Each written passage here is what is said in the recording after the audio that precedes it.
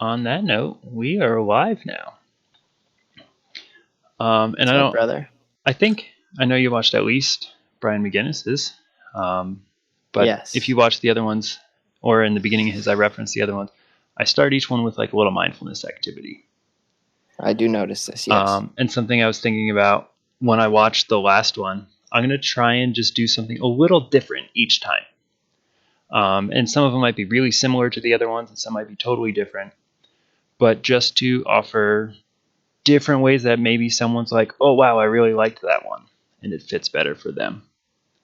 Um, and also for me to explore different ways of trying to offer a guided meditation, if you will. Okay. Um, but So what do you for need from me? nothing premeditated, but we're gonna find out right now. So we'll start with a couple of deep breaths, just to help the body regulate breathing a little bit. And next inhale, nice and relaxed. On the exhale, say in your mind, I am relaxed. And then on the inhale, say, I am inhaling. And on the exhale, I am calm.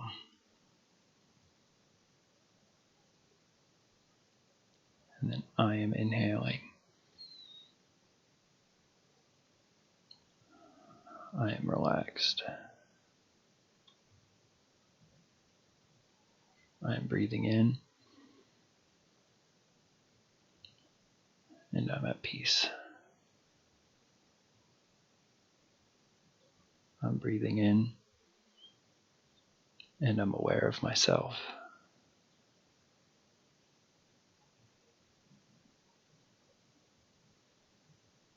I'm breathing in.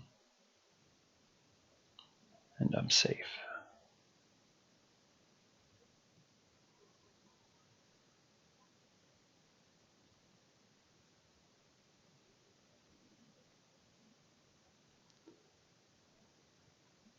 How was that one for you? Have you done anything like that before?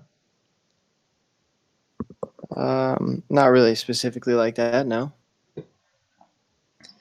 Um, that was good. I had a little bit of trouble hearing you in the beginning. Oh, okay. I wonder if my audio was just a little It off. was just kind of a little laggy, but Oh, eventually okay. it caught up. Um, that was nice. I And heard the dogs yeah, you start to chewing on it. notice things around you that you might have just been tuning out. Yeah. You got the head moving fast, and that the saying "I'm breathing in" or the "I'm inhaling" part, like internally saying that with your mental dialogue or whatever that is. Um, I've noticed really has some people really struggle with it, but it seems to be one of those things that's like really tangible. You can, okay, I'm aware of myself, my body, what it's doing, but it doesn't cost you anything to breathe in. Your body's doing that anyway. Where other times people are like, oh, I'm walking. And it's like, well, yes, but now you're thinking about your walking and you're going to change it. And sometimes when people are thinking about their breathing, they change it instead of just letting it happen, Sure. but just noticing, like, I'm breathing in. And then when you say I'm relaxed, it sends this trigger into the body that allows like some of that tension in your neck to melt away, or in your back, the stuff you've been carrying through the day or days. Um, it kind of gives your body permission to release that. Yeah, felt good. Today was it And was like the first time I sat down. So doing that, it was yeah, like, all right, sweet. Let's just relax now. So, right. Giving yourself permission to relax instead of like, I still got to get stuff done. I still got to go, like the demands of work or family or pets or whatever it is. We all yeah, have those yeah, things in life. You have to maintain your life to keep order in it. that is life. But if you don't maintain yourself and your center of being able to relax, it's a lot harder to keep order in yourself, and then you lose control. Cheers. Um, so, is there a topic you would like to cover, or do you just want to see where we end up? from the start. Yeah, I don't have any idea where this conversation will go, and that's a good thing. Where it'll go is always up Yeah, for grabs. we But can. You and I was can talk there about a anything. starting off point or a topic you wanted to cover? Because I have a couple I wouldn't mind asking you about. Oh, did I lose you, Timmy? Yes, so I was getting a little lag. That got most of what you said, though. I would like to discuss our experiences Our college because I know they experiences? were different, and I have a feeling you can't hear me. I can't hear you. Oh, but you're frozen again. I wonder what is up with Discord.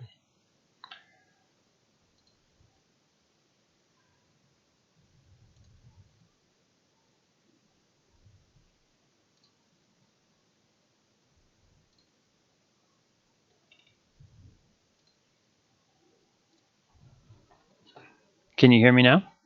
Oh, now I can. Yeah.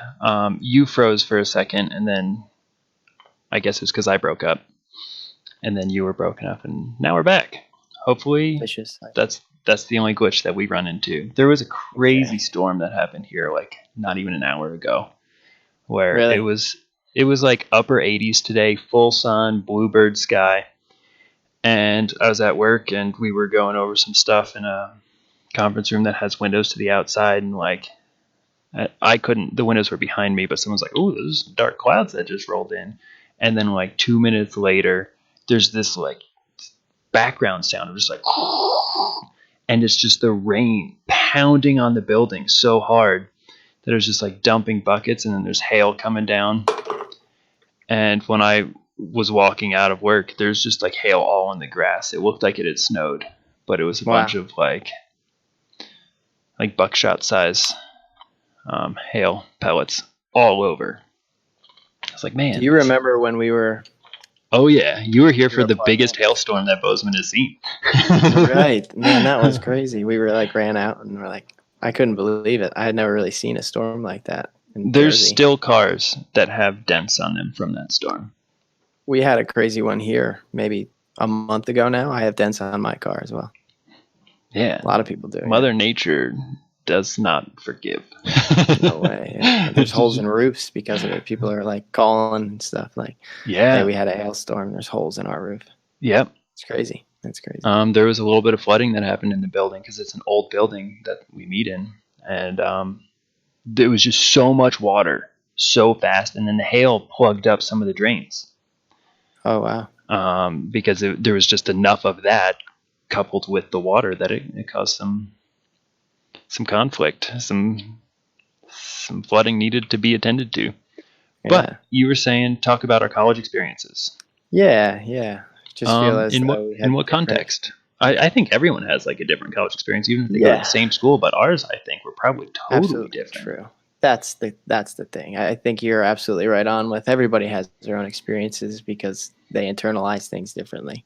Um, but I think you and I just had a different experience altogether. Yeah, I totally mean, different cultures. And then I had two sure, different even experiences of my undergrad going to MSU, and then my online schooling, which was a totally different format for my master's program. And I've got a feeling I'm breaking up for you. You're having a hard time hearing me clear, maybe?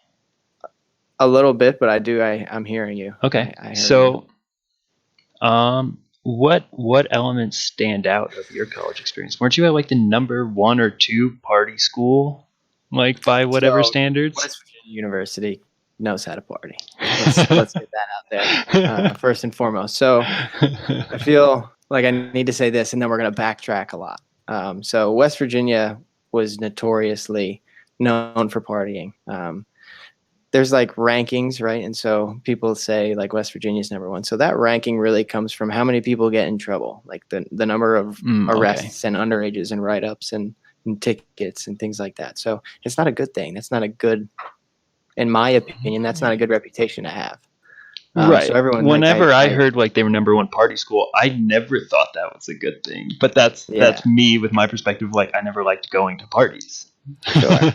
Um, we're different in that aspect, Yeah. but Yeah. um, I chose West Virginia because of our past and our family present. ties. Right. So, with grandma being there, financially it made sense. Mm-hmm. I didn't live in the dorms. It would save me a lot of money. I got to, live with my cousins and build that relationship. But it was also like, well, I didn't live in the dorms, and so I didn't have any outlets.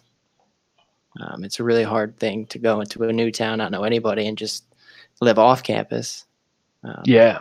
You don't have those. It's the whole You're just social not running into aspect people. of Yeah, you're not hanging out right. in the same areas.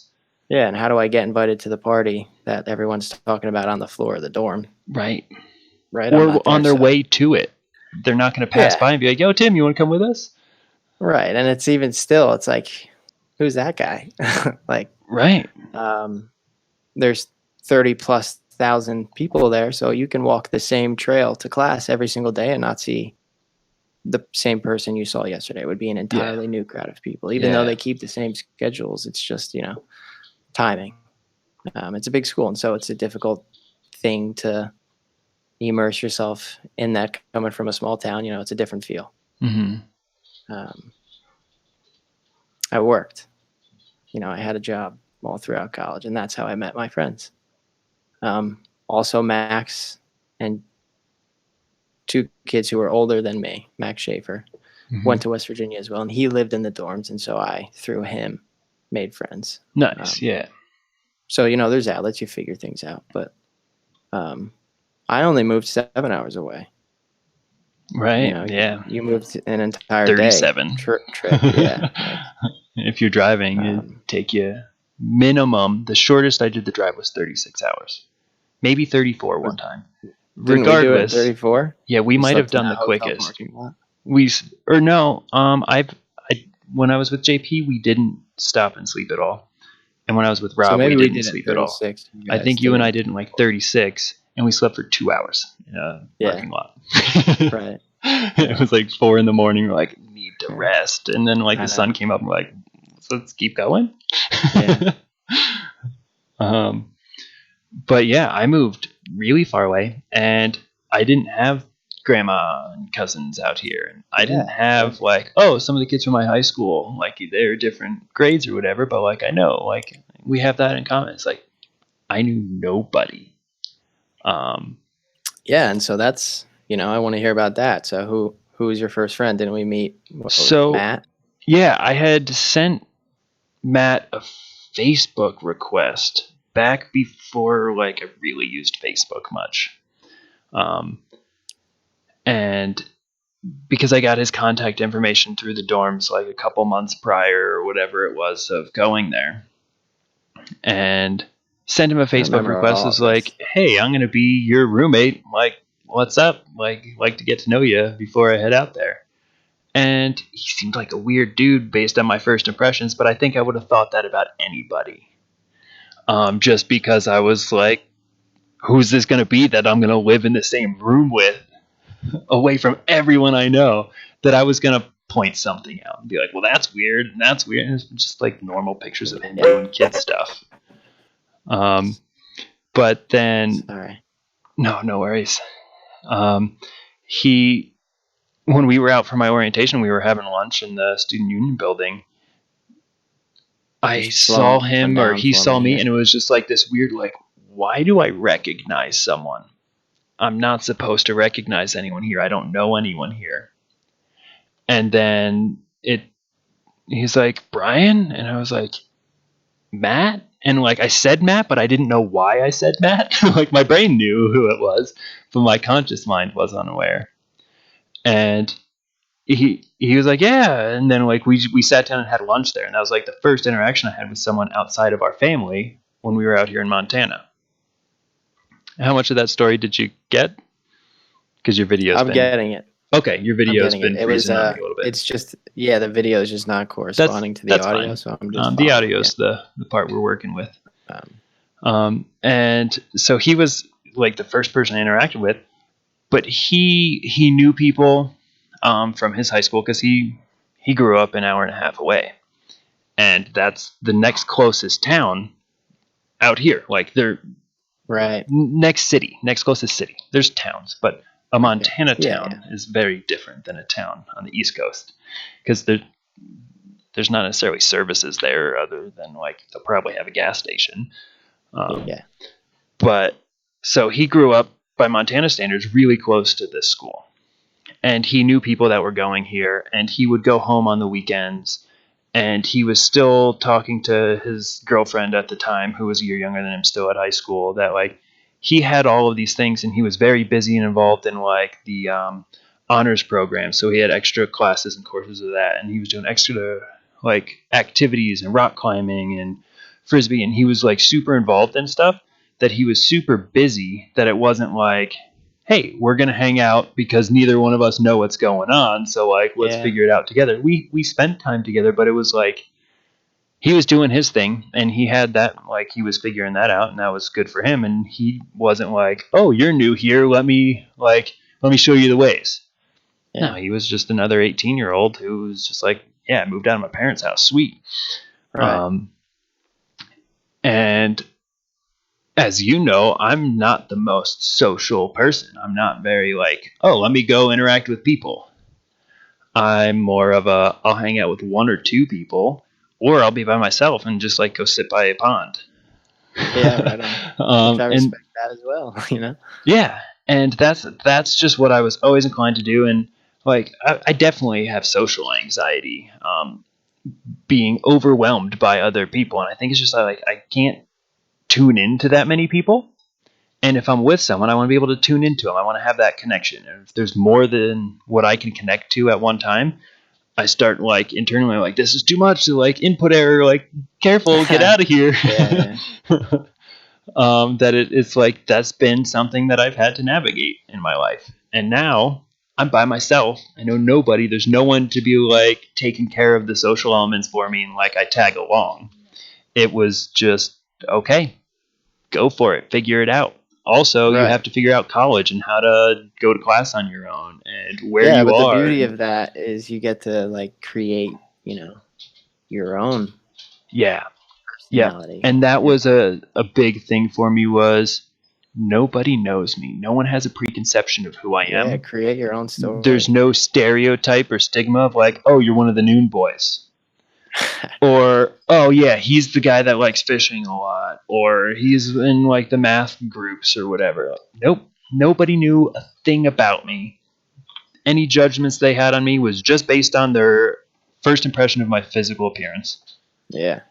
And that led me the opportunity to figure out who I was outside of being a brother, outside of being a son, outside of being a Noon, outside of being someone who went to High Point.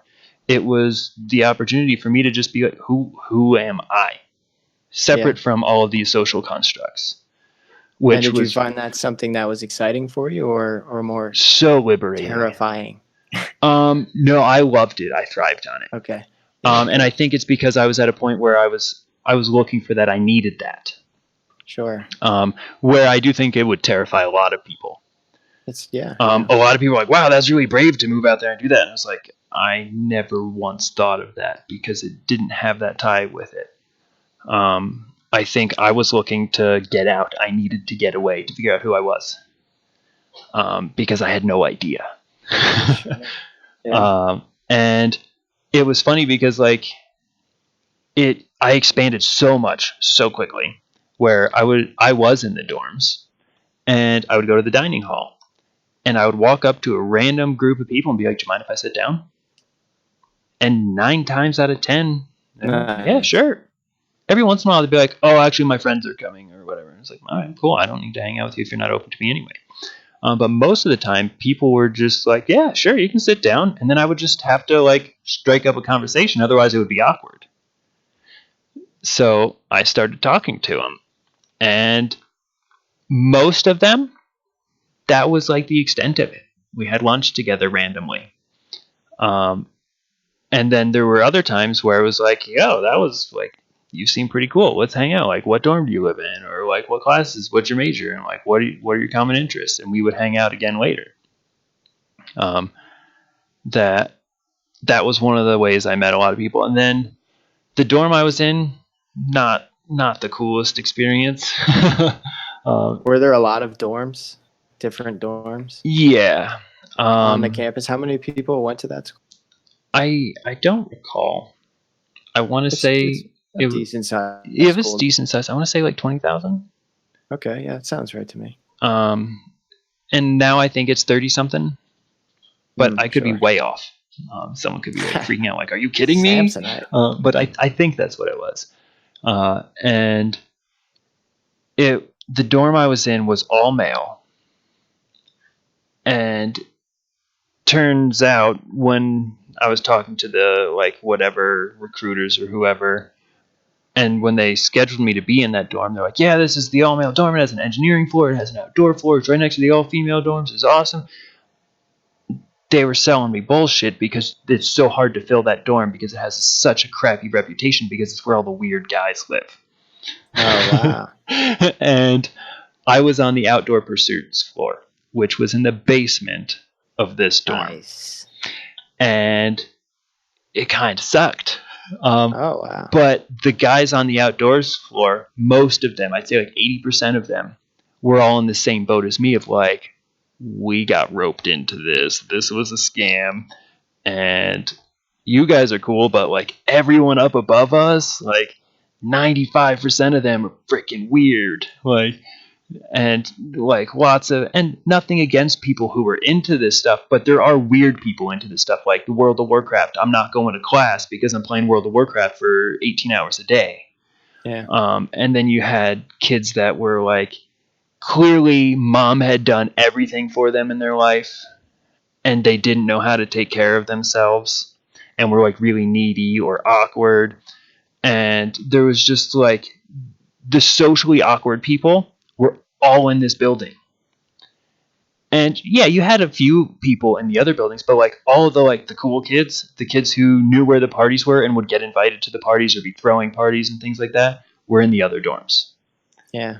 And Wow, that's interesting. there was times when someone would be like, "Oh, cool," and you're like striking up conversation, like you have this natural connection, like this is awesome. And then guy or girl doesn't matter, but they ask you, you're like, oh, are you in the dorms? Like, yeah. And like, what dorm? You're like, oh, I'm in Langford, and they literally would stop talking to you, and they'd be like, oh, okay. And then like Sorry. immediate judgment, stereotype. You're in this box. I don't want to be associated with you. Goodbye. Wow. And it was like people were super prejudiced if you were in that dorm. That's a shame. Yeah, but prejudices and stereotypes, they come out of somewhere. Yeah, I and that didn't want to also, be associated with those people because I didn't like a lot of them. I'm But sure there were, some cool people in that dorm. there's a handful of them, yeah. It's just like, there's weird people everywhere. And a lot of them on my floor were pretty cool. And we kind of bonded together because it was like, oh, yikes. At least you guys are cool. Like, you want to hang out? You want to just... And we did a lot of outdoor things. Yeah, And that's good. our floor, the RA, like his like goal was to like make sure that we all did these outdoor activities, and they had like school structured ones, but we went and did them on our own. And he was like, "You guys are like, you're not sitting in your rooms all day. If you were doing that, I would have to intervene and like make sure you're okay and getting out and doing whatever." He's like, "But you made my job so easy because you were all out doing stuff. We were going snowboarding or hiking or fishing or rock climbing. We were all just taking advantage of the outdoor opportunities together, which was really cool." Absolutely, because there's a lot to take advantage of out there. Yeah, definitely a lot of opportunities for recreation, which Do is you still keep in awesome. touch with any of those guys? Yeah. So my roommate, the one that I lived with, I'm actually going to be doing a call with him next week, I think. Oh, nice. So yeah, Matt Bacon, he's awesome. And then let's see. So Hawkins still lives in town. I don't talk to him as much. Every once in a while, we'll send each other a message on Facebook or something. Um, But I talked to Will not too long ago. I just texted Ben the other day. Like a bunch of us still keep in touch, Yeah. which is pretty cool. And we kept in touch through college. I ended up living with a couple of the guys in later years. But the part that a lot of people were like, that would be so scary or like unsettling to just go out there and not know anyone. That wasn't as hard for me as not knowing who I was. Because I was struggling with that so much, and that might have been a result of me spending so much time alone, or spending time figuring out like, why can't I interact with all these people, and just like not like I was going through those like existential challenges, and the fear of like, well, you don't know anyone didn't compare, that I was like, well, that's just a motivator for me to go meet some people. Right. That's all And part of the growing process. yeah, it didn't seem like an overwhelming element. It was just like, no, this is something that I'm going to have to overcome. That's And something that you had to have known before going there. So right, it's something right. you obviously, if it was a big enough deal, you wouldn't have gone. And after reflecting on it years later, like after graduating, and maturing even beyond what I was able to do in college, I remember having the revelation of like, I think subconsciously I chose that to get so far away. I think I wanted to get away from everyone that I knew, because I was overwhelmed with this construct of who I was in other people's mind. That I had kind of lost a sense of who I was because I was trying to fit all of these roles that I thought I was supposed to fit, even though like people don't really hold me to any standards, and they're like, yeah, mom and dad, they want me to do well, be happy, be successful. Pretty normal things. And your friends want you to still be their friend and like be kind to them. But in my head, it was like I felt like I had to be this person. And I could pretend to everyone back east when they talk to me from like 2,000 something miles away, like, oh, yeah, yeah, and like fill that role. But every day I got to go be who I was and not worry about if that person ever saw me again, because it's like, you don't know me. I don't know anyone here. They're not going to go talk to my parents or my teachers or my friends and tell them like what I look like or how long my hair is or that I have like a hole in my jeans. Like, nope, didn't matter. Like, oh, he's that weird guy without shoes on. Like, yeah, that happened pretty quick. That reputation followed me. Nice. But it was something that I looked at later and I was like, wow, I want, because I didn't apply to any other colleges. It's like I probably could have gotten into a lot of colleges. I had really good test scores. So. Yeah. I didn't care. I was a mess, like internally, mentally and emotionally. I was a 17-year-old who had no idea who he was. That's like a pretty common thing, and it's not something that's like that easy to just sort out. Like, oh well, you just do this and you're fine. I'm like, yeah. Step 1, step 2, you're done. Your room's clean. There you go. No, I was struggling with all of that stuff so much, and I didn't have a way of like exploring that, of talking about that in a healthy fashion with like, I didn't have a therapist or anything. That I had missed the deadline for like 90% of schools. Because it's the fall of my senior year. I still have a whole year before I have to go to college. Guess what? Next fall semester, registration's already closed. Yeah. It's like, oh, what? So I found Montana State had open registration still for the following fall, and I didn't want to feel like I totally screwed up my whole college opportunity. What am I going to do for this year, because I missed all the deadlines? And I was like, they have an engineering program. That's something that I've had lots of teachers and my parents tell me, like, be an engineer. You're good at that stuff. It's good jobs. Right. It's like, cool. There's a comfortable, easy, predictable path. It's something that's really far away. Registration's still open. Apply and hope they accept me. Come to find out later, they accept most everybody. If you get turned down from MSU, like, maybe don't. College might not be for you. They probably need the enrollment. It's good for them. No, it's good for the town. Yeah, but they all the fields that were like practice fields or just like fields to hang out in are getting turned into dorms and buildings. Like and there's not room to make fields around because there's just buildings. Like our campus, it's in the middle of big sky country, and there's only like 2 fields, and they're not that big anymore. It's like, what did you? Whoa, you weren't ready for this expansion. This wasn't planned. Right. That's one of the way bigger. You're ready to get out of there. Yeah, but as far as like college parties, I would rank now. If you look at arrests, I don't know what the statistics look like at MSU, but as far as the party culture, my personal experience, I would rank this as a very low rating. Um, if you're looking to party, don't go to MSU. They don't have a lot. They're kind of like high school parties, and there's a lot of like, I don't know, just like assholes, just people who think they're better than you. Like, Yeah. oh, you think you can come to my party instead of like, yo, what's up? Like, who are you? Like, it wasn't. It was like you had to earn your friendship. You had to earn your right to be there, and I didn't want to be there in the first place because I don't like those types of events. Surrounded by a bunch of drunk people, like, pass. That I would always go because like that's everyone's like we're gonna go to this party, and I like had the idea of like the college parties is where fun things happen. It's where you like Yeah. meet people, and it's like all the stories. And every time I was like, oh, I need to get out of here, and then I would leave and just be like, oh, I can go home. That was exhausting, and I was there for like an hour. That and I'm sure people enjoyed the party experiences here, but pretty much across the board, it was a bunch of guys talking about how like there's no girls here, and all the guys are douchebags.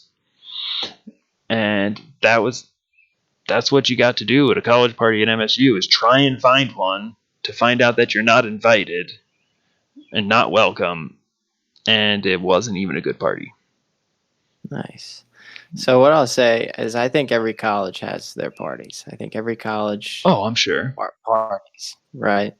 Definitely some harder than others. But even like Yeah. small schools, it might be more cliquey, like you're saying. Right. I think it's developmentally appropriate that you're partying. You're having those big social events.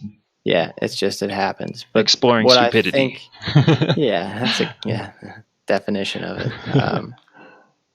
The beauty of West Virginia's parties is that you could just walk down a street of student living, and pretty much every single house was going to be having a party.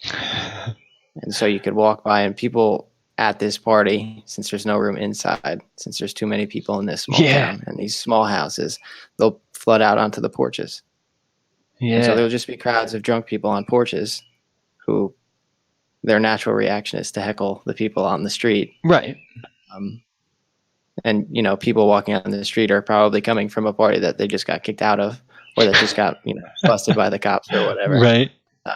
So it's essentially just like block parties happening, like evolving and devolving constantly.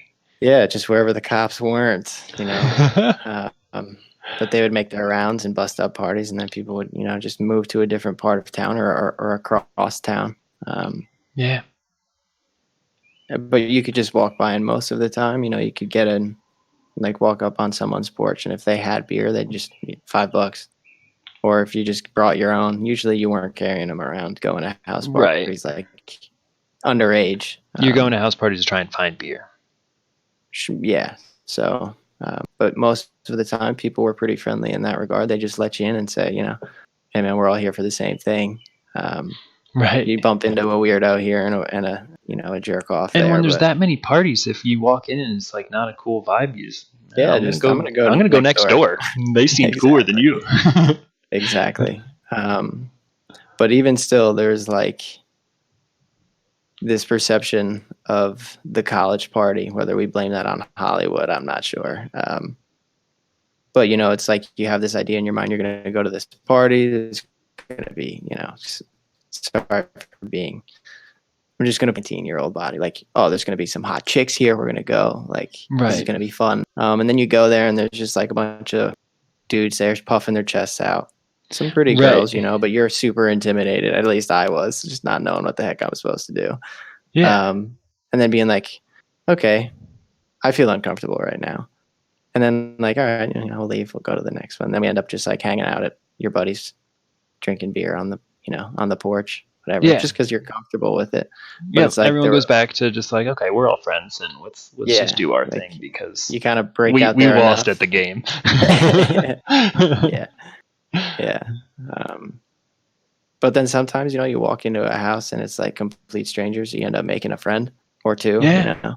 And at least West Virginia, there's a lot of people from New Jersey, Maryland, Pennsylvania. Mm-hmm.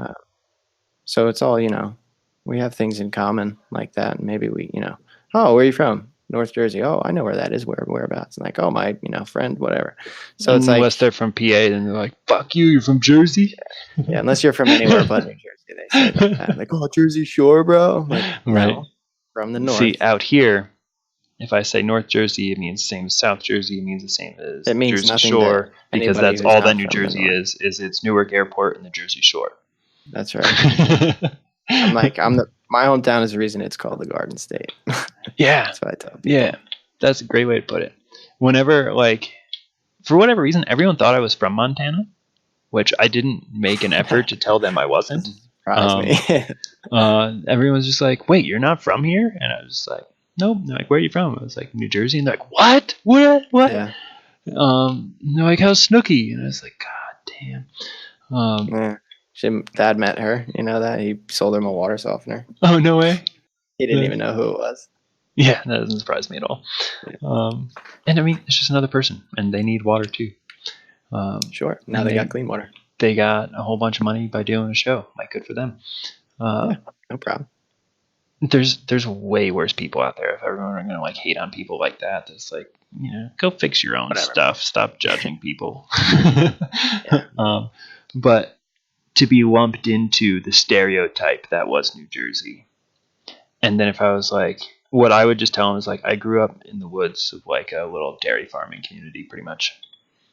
It's like, I think Bozeman is a big city. Like, there were no streetlights where I grew up. We had one traffic light. Actually, there was two, and it didn't make sense why there was one where it was, and it's like caused an awkward intersection. And that was in downtown Sussex, and you could avoid that so easily. Yeah, we never drove through that. And then the other one was at Bob's Crossroads. Other than that, it was like, if I want to go to Walmart, I have to go to the next town over. If I want to go to something that's 24 hours, I don't know where to go look for it. It's like, we have Walmart and Costco in the same town, and a Kmart, and a Target. This is nuts. This place is huge. And everyone's like, what? Jersey boy saying this is a big city? I was like, no, this is not a big city. I've been to New York City. I've been to real cities that are huge cities, but this is way bigger than what I grew up in. This is not somewhere I've lived. Yeah. Wantage is it's hillbillies of New Jersey. It's pretty funny. It's a very ironic type of person. Yeah, it really is, because it's not even, you can be equally as north, but if you're further west, if you're further east, it's a totally different mindset. Yeah. Than we're like an extension of Northeast Pennsylvania almost. Yeah. I would say that it's like PA, just on the other side of the river. Yeah. What is it like? A little more expensive. Yeah, more taxes, more laws, but same habitat. Right. Yeah. But the culture, it helped me to have the redneck stance of Wantage in Sussex County, to come out here and be able to understand how to navigate the Western, the cowboys, the farmers, and the simple folk. But then we also have the quick-witted, working hard, working fast, go mentality that comes with the East Coast in general. But being right outside of New York City, and a lot of people around us were working in the city, you have that intensity and that level of gotta be better, otherwise I'm gonna be less than. If you're not rising, you're gonna get trampled because everyone's someone moving. else is right behind you. Yeah. Yep. That there's no you can't dilly dally. And when I came out here, it was so funny how whenever I was working a job, people would be like, "What? Why are you running? Why are you so rushed right now?" And I was always like, "I'm working." Act like you got a fire under your ass. I'm actually really calm, and I thought I was being lazy. And then you just told me that I looked like I was working too hard. Doing it is right. comical to me right now, because everyone where I grew up would be saying like, wow, he was slacking off today. And everyone out here was like, whoa, he's working hard. And not to say people don't work hard here, but the pace is so different. That's it. It's just slower. Yeah, the pace. It's so much slower. And if it snows a whole bunch, the guy who was going to come do your heater might be going to Bridger Bowl instead and skiing for the day. So you might not get that done till tomorrow because people wanted to go skiing, or it was a really nice day, so they went hiking. And I don't hate that. Unless you want something done. Oh yeah, unless you're on the receiving end or not receiving end. So on the work end, awesome. I can do it on my time. On the receiving end, if you want something done, you need to lower your expectation of it, or you're going to be disappointed most of the time. Seems like if you're not going to do it yourself, you have to be okay with it's on their time, and this is mountain time. That's true. Even if you go south, you hear that. Yeah. Mr. Blanchard came by. Awesome. Over the past weekend. Yeah, Jim's wedding. Jimmy got married. Yeah. He lives in South Carolina. And just a comment that, things are going well. He's running a hotel management stuff. And he was just saying, man, if only the Southern man would work. Yeah. And it was just, he was, referencing the pace of work is just slow. It's hard to get people to do things. And a funny thing to compare like Montana to the South is like out here, you didn't have another option. It's not like, well, that guy's ready to go work harder than you, so I'm going to pick him like you had in New Jersey. In the South, there's more people. They all just have the same mentality. Yeah. I'm just like, we'll get to it. I'm going to have my beer today, though. Yeah, maybe it's because they moved from the West, tired of the cold. Right. There are other overlaps of the culture in the South and the West.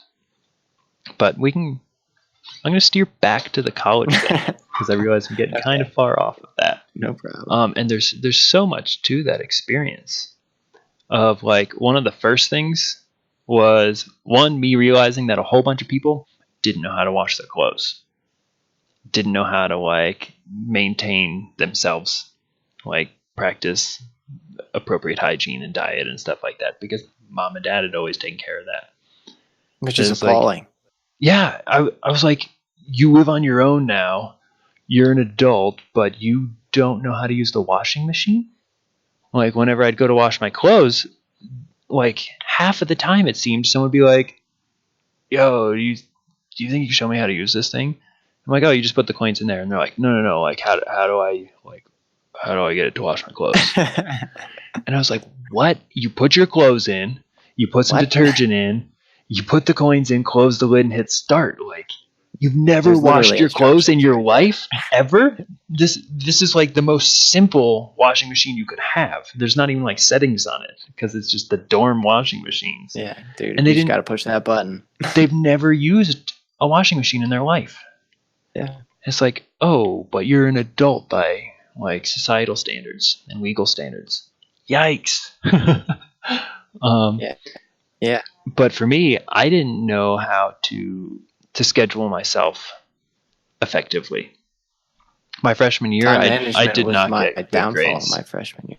Yep. Me neither. Yep.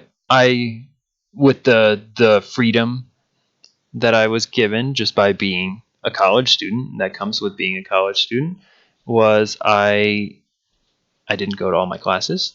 Because on those snow days, some of my friends were going up to Bridger and like, you want to come? And I was like, well, I have class. And they're like, well, we're going. You want to come? And we got a seat. I was like, whatever. I'll make it up. Never made it up. You can't make that shit up unless you're going to work extra hard. And I wasn't, because I was a college freshman who was there to like have the college experience. I wasn't there to get good grades. And I didn't care that much about what I was doing. I kind of feel like you also never really tried that hard and still got good grades. I never once tried in school. Yeah. Sure. As terrible as it is to say out loud, but like there were classes when I was nearing the end of my degree, and then a few of them in my master's degree. That wait a minute, are you saying never as in like throughout your entire educational career you've never tried?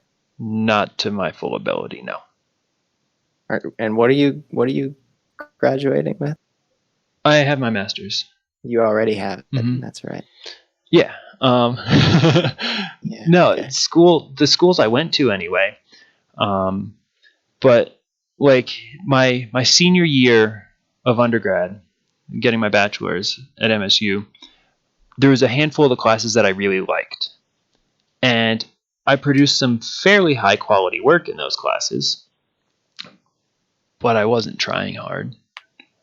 I was interested in it, so I was motivated, and I did some really like A+ work, better than what most of the students were turning in. But it wasn't my best. I know it wasn't my best because I did it at like, I don't know, 11 at night, the day before it was due. Yeah. But I And you actually can't get did better than it. an A plus anyway. Right, right. And then I was like, this'll get me an A. Yeah. And that was what I did through school all the time. Was I learned how to play the game. I would give the teacher what the teacher wanted to get the good enough grade.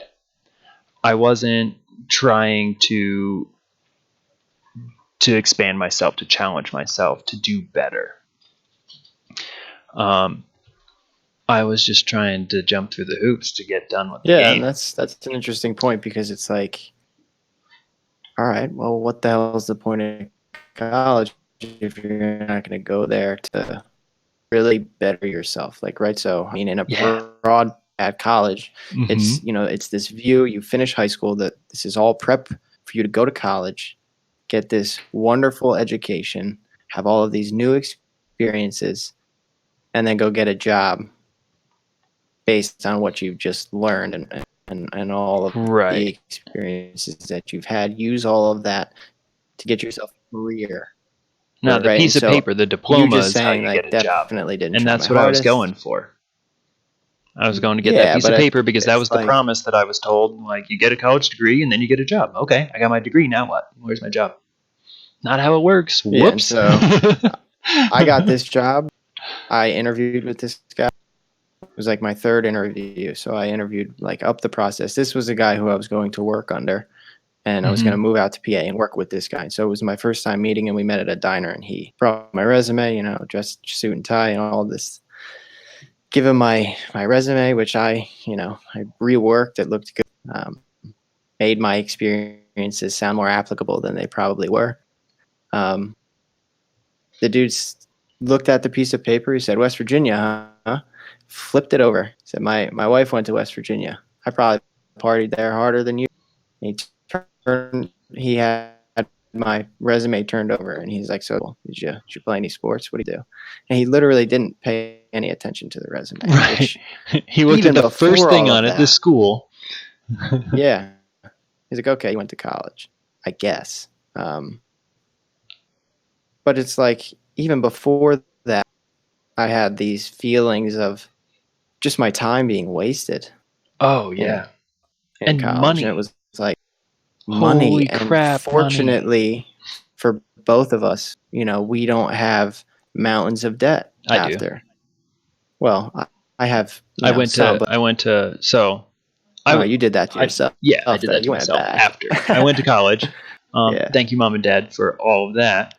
I became a Right. resident, which decreased the cost of it. And I ended, I think, with like, I don't know, like $4,000 of student debt that I had paid off by like the next year, whatever. Amazing.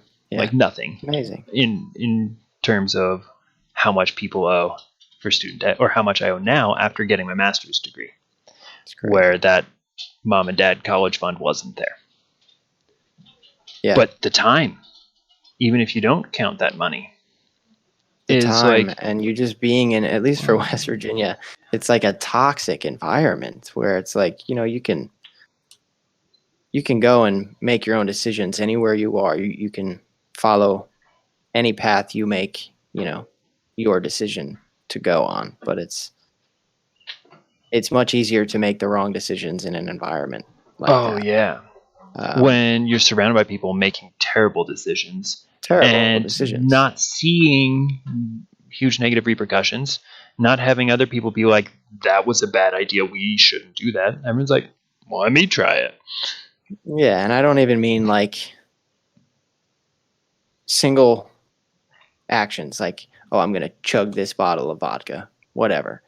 That's stupid. Yep. Right? But I mean like the consistent just wrong decisions they build up over time, and for you surrounded by all of that, and then it's a difficult thing to balance. And so yeah. for me, towards the end of my year, my freshman year was a tragedy. I did terribly, Same.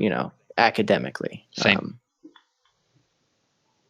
After that, my sophomore year, A's, B's, and then after my sophomore year, I got 4.0s for the rest of my college career. But it wasn't until my senior year where it was like I had figured out the game, like you said. Junior year, I was like, all right, fine. I figured out the minimum level that I need to give in order to get them to give me an A, because that's all it was. But then I did, figured out kind of what I was trying to do, and I was like, well, shit, man, I'm here. I don't want to waste it now. Like I'm gonna be here. I'm paying. Right. We're paying for it.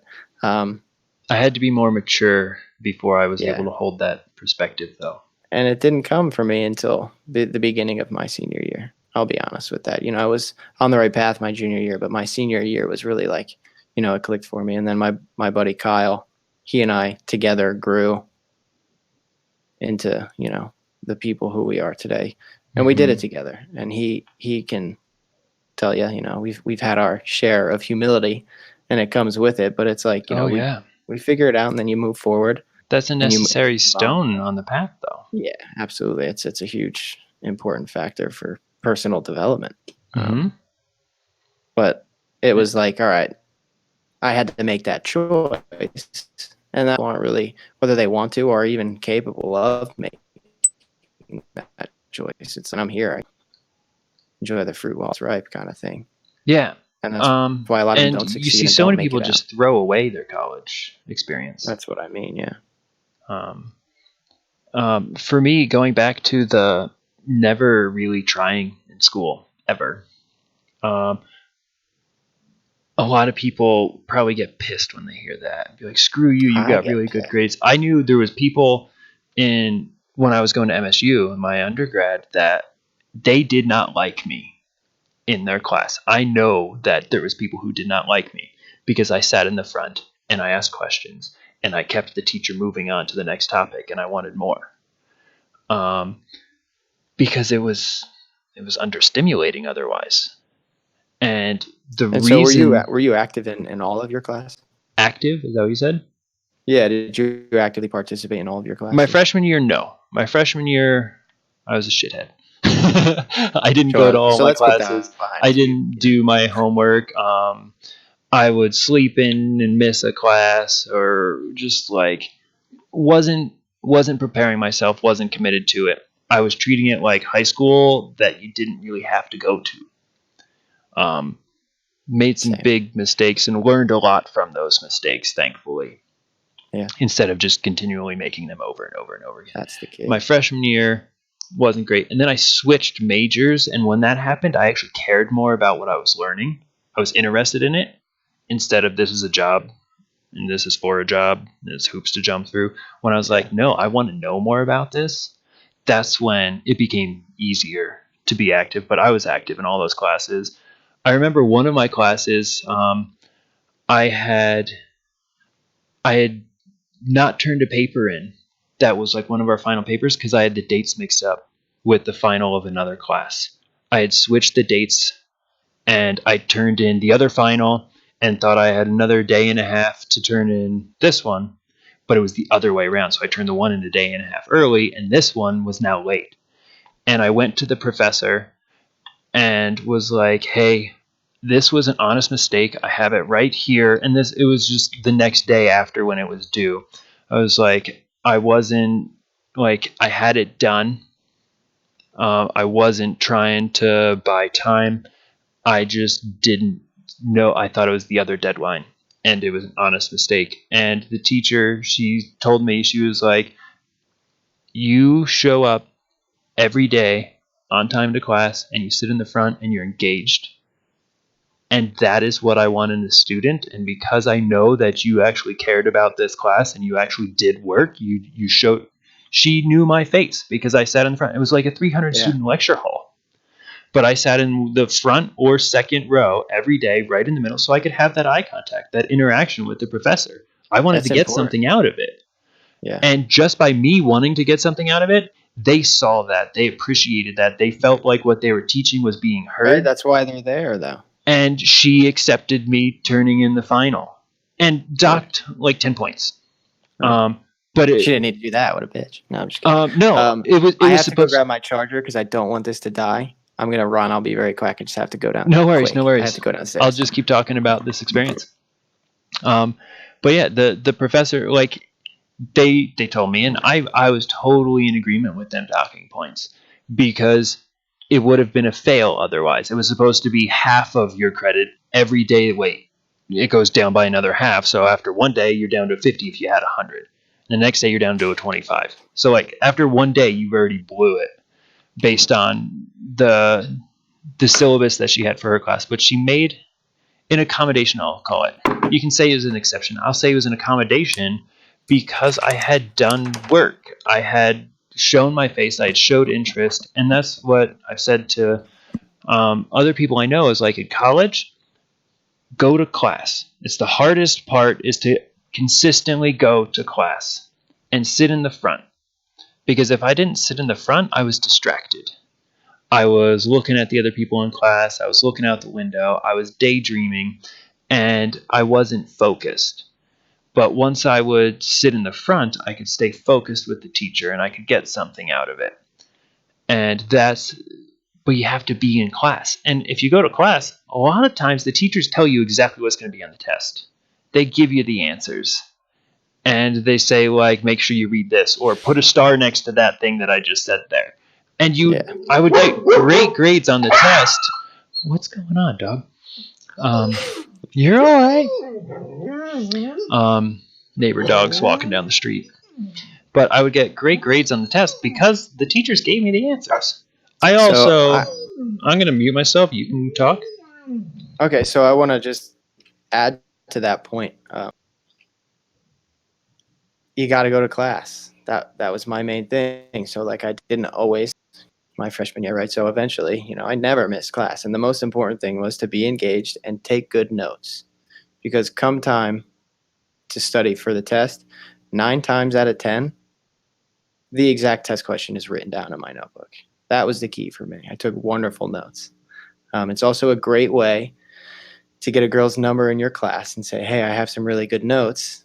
I'm studying for the test. You want to study together? Or here, just take my notes. Give it to her on the first test, and she's going to need them for the rest. So it's a nice hook. But then also with the teacher, it makes or breaks a class for me. If you have a professor who isn't, you're able to be engaged, and if you can be actively participating in the conversation, one, it's going to be much more relevant in your mind, so you're going to remember it. And two, if it's, if you can have a good conversation about things, it makes you want to go back. But if you have a teacher who stands there and just reads from a PowerPoint, dude, I have so many better things to do with my time. I'm not going to go spend 40 minutes. Just send me the PowerPoint. Just send them to I'll me. read it. Yeah. Or I won't read it because I'll get just as much out of it. Yeah. Yep. I think I've had some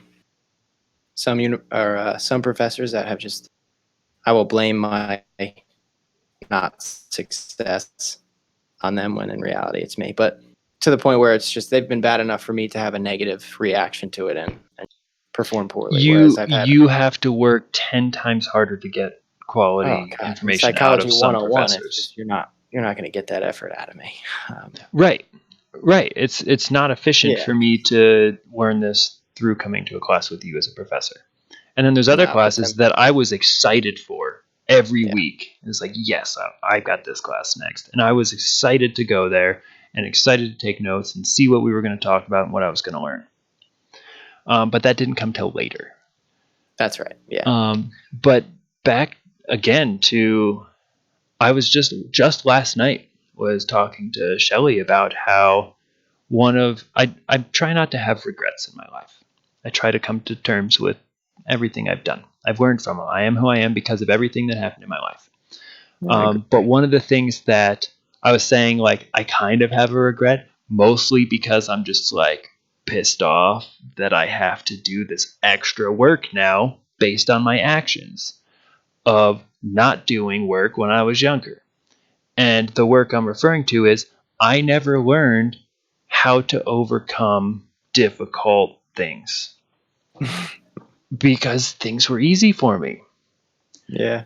Most people could not have done school the way I did school because they weren't able to just, okay, it's test day. I didn't study at all. I didn't do any of the readings, and now I have to get a good enough grade on it to pass, and I would get an A because I was able to just figure that stuff out. Yeah, And that kind of everyone's pisses me like, "Oh yeah, it pisses me off. Like, how dare you?" And it's like, yeah, but at the same time, I never learned how to learn things. off. I never learned how to study. And then when things got hard, I was just like, oh, like deer in the headlights. Like, what do I do? I don't have Yeah. skills for this. I don't know how to navigate this. And I'm an adult. Like, what do I do? Like, I don't know how to like figure these things out, how to work through this, and like how much time should I spend studying? Like, I don't have a good compass for that because I never studied. I didn't do it. Yeah. I just You didn't found out need ways to. to cheat the system of like, well, if I look at my notes right before a test, I have it in like the working Well, memory, that's and then I can just dump it it's on in the there. test and walk away, and then it's gone. But I got a good grade on the test. I got really good at taking tests. That's what school taught me. How to take tests well. I I was don't terrible at I don't taking have any memory of it. tests. Yeah, I, that's I true though. don't You have just that don't. information on hand. And I went to a school that did not challenge me. I should have gone to a harder school. And should have, you can should on anything like this. But I could have, and I would have grown a lot more from going to a harder school where you could send another person to a harder school and they will collapse, they will fail, they won't be able to do it. I could have All done right. So that. let me ask you about this then. Based on difficulty of schools like Ivy League, West Virginia, right? So clearly there's that dynamic. I think that kind of comes back full circle to the quality of professors you have. Yeah, yeah. Uh, Oh, I'm going to have you start over. You broke up there. Quality professors you have. right? So, oh, I apologize. Um, Professor makes or break the class. Yep. Um, it's not like the complexity of the information differs based on here and here. So it's the same course. You're getting the same information. Not You necessarily. following me? So if it's like Chem 1 at West Virginia is going to be the same as Chem 1 there, but Chem 10, I know that's not the name, is going to be the same as Chem 10. It's just the difference is the instructors, or But maybe they let's don't let's offer say Chem at 10 at West community Virginia. college versus Ivy League college, the community college is not going to go into the same level of depth and detail. The professor probably isn't able to. Well, let's keep this conversation for the sake of argument to 4-year school. Okay. In my Um, opinion, I think that's a little different than a community college. I agree with what, but let's but I let's think say you that have the lower end of the 4-year schools and the higher end of the 4-year schools. The higher end, something that Shelley shared was when she went to Penn State, she took a class that she had done terribly at like a Maryland like school that wasn't, and she was like, why is this so hard for me at the Maryland school? She went to Penn State, which is way harder curriculum, and it all made sense. And she was like, well, they filled in all the blanks. There was all these blanks I had, and the professor, like, if I asked a question, the professor would be like, oh, well, that's because of this, based on this thing and these things here. Where at the other she school, it's may have like, also had a better grasp on it from going through it. fair enough, but I think it stands to you have to have people who understand it well to share it to you simply. Sure. Where if someone doesn't really Quality understand of something, where if you ask me about like political matters, I'm probably going to confuse someone when I talk to them about it Yeah, I'm gonna be because no help in that I either. don't know a lot about that stuff. Yeah, So I'm not going to be a good teacher for it. Could I teach sure, it? Probably, if you gave me a textbook and said, here's the curriculum. But I wouldn't do as good of a job as someone who's passionate about that. sure. So I do think that that differs It's not just the same, but yeah, you might get the same test at both of Right. those schools. Right. So looking at it as like colleges have quotas to fill in Mm-hmm. terms of scores, Yep. right? And so it's all standardized testing that's written somewhere other than the university. So it's out of their control. And the delivery of the information is going to be ultimately up to the professor. Yeah. So for example, I had what was the name of this course?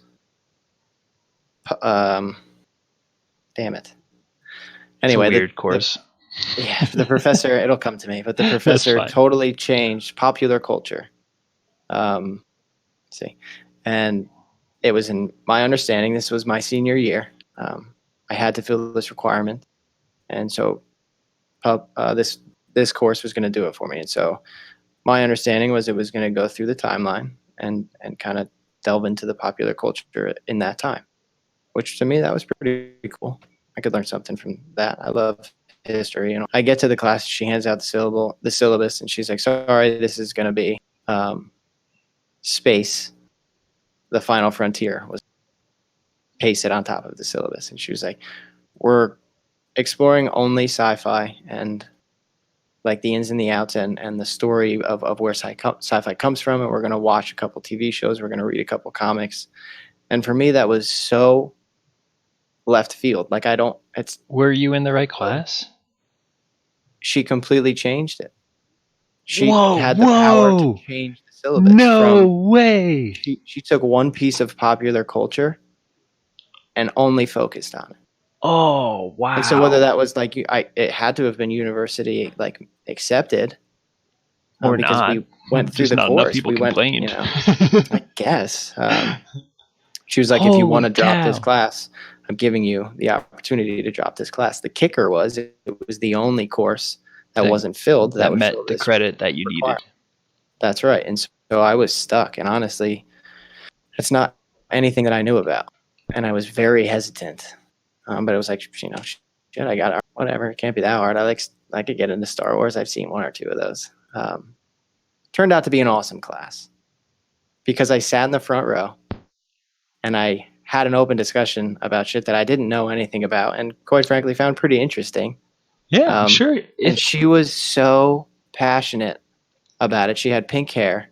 She had like a nose ring, and she wore like the stereotypical sci-fi lover. Right. And not that it matters, but she was. And I'm pretty sure she had a tattoo of a Harry Potter thing on her arm, and like she went like this every time you came in class. Right. So she really knew the information and was excited to talk about it. And it's the only reason. So you used the word that came to mind for me of what I had some professors, and I knew people who hated this one professor.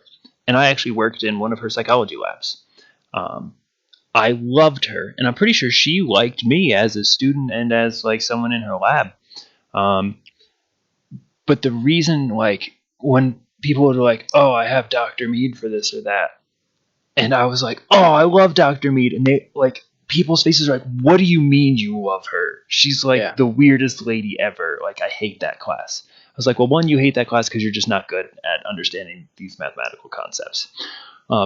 Two, she's amazing because she's passionate about what she's talking about." And that's what they thought was weird, is like, how could someone be passionate about like memory or about aging or about statistics? But for me, you could be passionate about anything. I don't care what it is, even if it's something that I typically don't like. Like, let's say someone's super passionate about NASCAR or reality TV shows. Like, that's something I don't really spend any time in, don't have any interest in. But if they were super passionate about it, I would probably enjoy having a discussion with them about it. Because when someone is passionate about something, you can feel it. You get something out of it. There's like this intimate connection that comes out of nowhere, it seems like, of like, "Oh, this is cool. I never considered this before." Yeah. And you can find that with certain professors. It sounds like I can't believe that they just like went rogue on that course. I was pissed. I was so pissed I would because have the thought that first, I was in the wrong place. Like I would have been like, yo, no, this isn't I right. had This isn't right. circles. My head was in circles. I didn't know what to do because I was like so annoyed with the way that my semesters worked out. So I had changed majors, and let me go back to that. That was my original question before this entire tangent started. Was I wanted to ask you about your major change Hmm. and all that, but um, I struggled with keeping my credits, throughout the year. And I took summer courses because I had changed majors 3 times, and I Okay. failed. I failed 2 classes my freshman year, first and second semester, one each. So I had to retake 2 classes, which filled 6 credits. Um, and I had a bunch that just went to waste because they didn't They apply didn't to the transfer next over major I to that. signed up for. Yeah. Correct. So I was already on like track for a super senior semester, and I didn't want to. Hmm. Um, the first assignment, we had to read this like humongous comic book, and then like write a paper on it. Something like you had to tie in the elements, whatever. It was a classic, college. So here's what we learned in class: tie these elements into this, and then paint the picture this way. I completely misunderstood because I didn't know what the hell I was doing, and I had no idea about any of the content. So I was like, probably wrote it last minute. Now that I'm thinking, definitely wrote it last minute, and I threw it together, and I got a D on the paper, and I had gone a year and a half without getting anything less than an A. And now I'm sitting here thinking like, dude, I'm going to fail this class, and I'm going to have to take more and all this to wrap up this story, John Noon style, long story short. I got the A in the class after having a very in-depth conversation with her about my frustrations, and I apologized to her while I was standing in front of her. I was like, clearly you can tell that I'm upset about this. Like, and she was totally there for me. She helped me out. She's like, if you come to class and if you participate, I'll know you're trying. And that's half the battle with me. And then it's just a matter of you didn't understand what I was asking of you here. So she let me rewrite the paper. And then the next few I crushed. But I have now become a huge fan of all sci-fi things. Seen all Nice. of all of it. And I would say she's the one responsible for that. That's Because she's awesome. totally opened my eyes to a different way of looking at it, as well as like, okay, there's more complexity to it than, this is stupid. That could never happen. Yeah. Yeah. No, I'm a big fan of sci-fi. Yeah. Um, certain elements of it. There's like a sci-fi culture that I take no part in really. Yeah. I'm not overly involved in it or anything. No, I like it. I like it. Um, the concept of sci-fi, I'm a big fan of. A lot of Sure. sci-fi material people have produced, little to no interest. I just really don't think that's how my mind works in that just meditative way, if that's a word, just how In the what way? they're so creative. Creative. Yeah. I'm not like that. It's just in a different way. Yeah. Um, but I want to try and my switching majors. What was it about Right. that? Right. So just in general, so you went I made a you switch went for that baffled a engineering, lot of which you people. Yeah. yeah, so you kind of touched on it a little bit before, how it was the easy and comfortable choice to go to engineering. Yeah. It So was did you come predictable, it was acceptable. right? And so did I you had a come to a skill set realization for one it, day? and people saw it as like a successful, good working class like career path, and like you can get a good Yeah, well, and that's job, because is it makes stable and money. lots of opportunity, good money, and you would be good at it. Not everyone's good at that.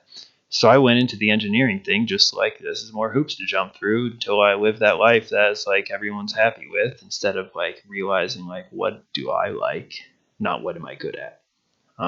Because I probably would make a pretty good engineer, aside I would from assume. my like personality style being like all over the place, scatterbrained.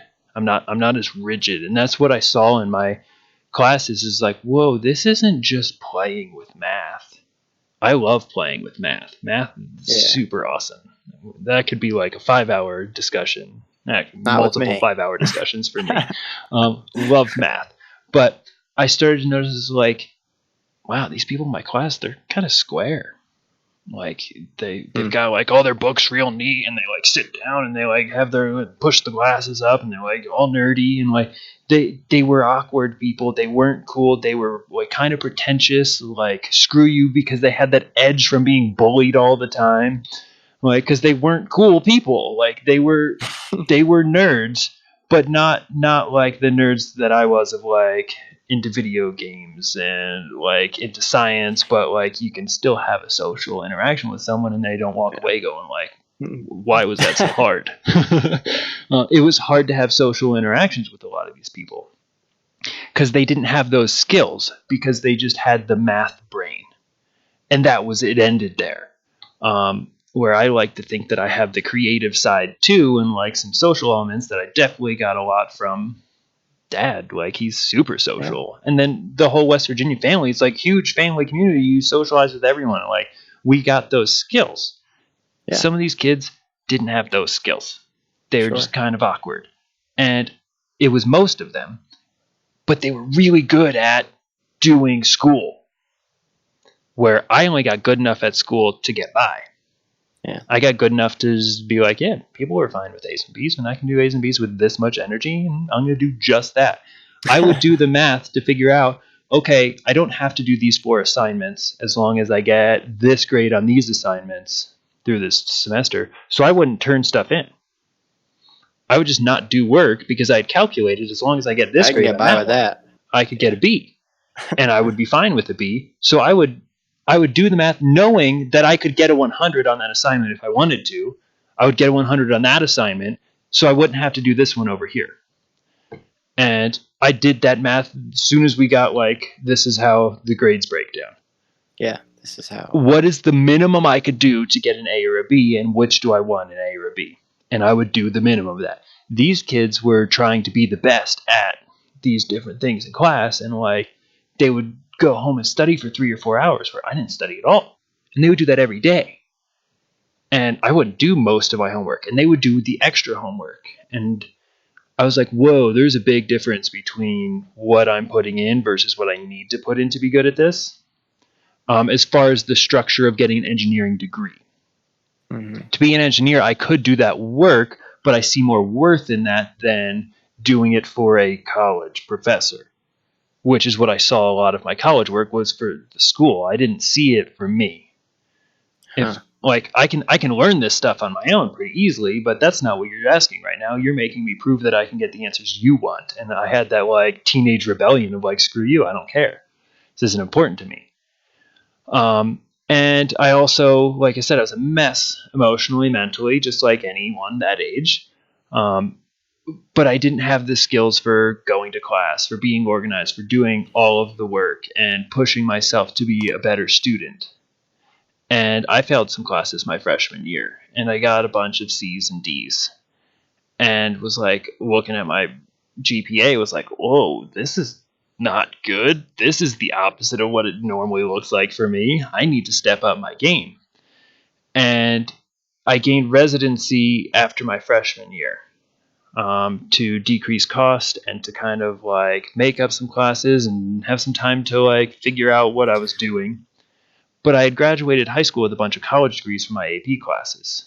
Right. So I was able to kind of, well, I could use that. And then the fewest credits I took in a semester, I think, was 15. And I think I did that once. I think I averaged 18 a semester, and I took 21 2 semesters, which was the max that the university would allow you to take. Yeah. And that's what allowed me to graduate on time after taking a year of going to school part-time, because you can't go to a school full-time and gain residency. Right. And during that year of gaining residency and only going to class or school part-time, I took calculus the one semester, and then I took I forget, I think it was like statics and then another engineering class. It was like 2 engineering classes one semester and then a math class another semester. And I just wasn't enjoying it. I didn't want to go to class. I wasn't motivated to go to class. And that was kind of just like eating away at me. And I was like, what am I doing this for? Because now I'm going to be like going back to full time, and I'm going to be doing a whole bunch of these classes that I'm not motivated to go to. like, yeah, I still like this stuff, but like, I don't want it as a job. That's not fun for me. And part of it was I was exploring my own psychology and behaviors and development and like expanding those perspectives that I was like, well, this is kind of cool. And then in my head, I was like, you can't make a career out of this. It's like, well, actually, grandma does. Why can't I? Like, I'm interested in it. At least let me test it out, see if I like it. Um, and to be really frank about it, I was terrified that mom and dad wouldn't accept that. Wow. I was like, because in my mind, dad saw me as the engineer. You've got those skills. That's a way out. Like, you can use that to get a good job and career forever. And I was like, well, I might want to be a teacher. I remember saying to him one time, it's like, well, get your engineering degree and then just get a teaching certificate. You could still be a teacher, but you have your degree that you can lean back on. Which is like, yeah, you're saying that because you want me to be comfortable. You don't want me to have to struggle and like worry about this stuff later in life. Right. But I don't care about that. If I need the engineering degree, I'll go get one later because I could do that. I don't need to get one now just because I can when I don't want to, and I could do this other thing. And that's what I ended up doing, which was like, no, I'm going to switch to this. And as soon as I switched, I started with ease getting all A's. One, easier curriculum. It was a joke to me. Like, compared to the engineering curriculum and competition in engineering, like, the classes were way easier. Sure. The professors were way more sympathetic. Like, oh, okay, yeah. Because the engineers are like, you didn't do the work and get the good enough grade. We don't care. You fail. Goodbye. Where the psych department is like, my grandmother just died last week, and I'm just like a mess emotionally, and they're like, okay, we'll turn it in tomorrow. And there's that level of like human empathy that was definitely lacking in the engineering department. Right. Well, if you look at it like, engineers need to be precise in everything they do. Yep. Otherwise, everything falls apart. Whereas, psychology is completely malleable with whoever you're dealing with. Yeah, it's much more fluid. That's the word. You need to go with what's coming in, not no, this is the structure we have, and this is the structure we will stick to, because as soon as we deviate from this, everything goes out the window, because we're doing this based on this set of laws, and that is what works. And that's what needs to happen as an engineer.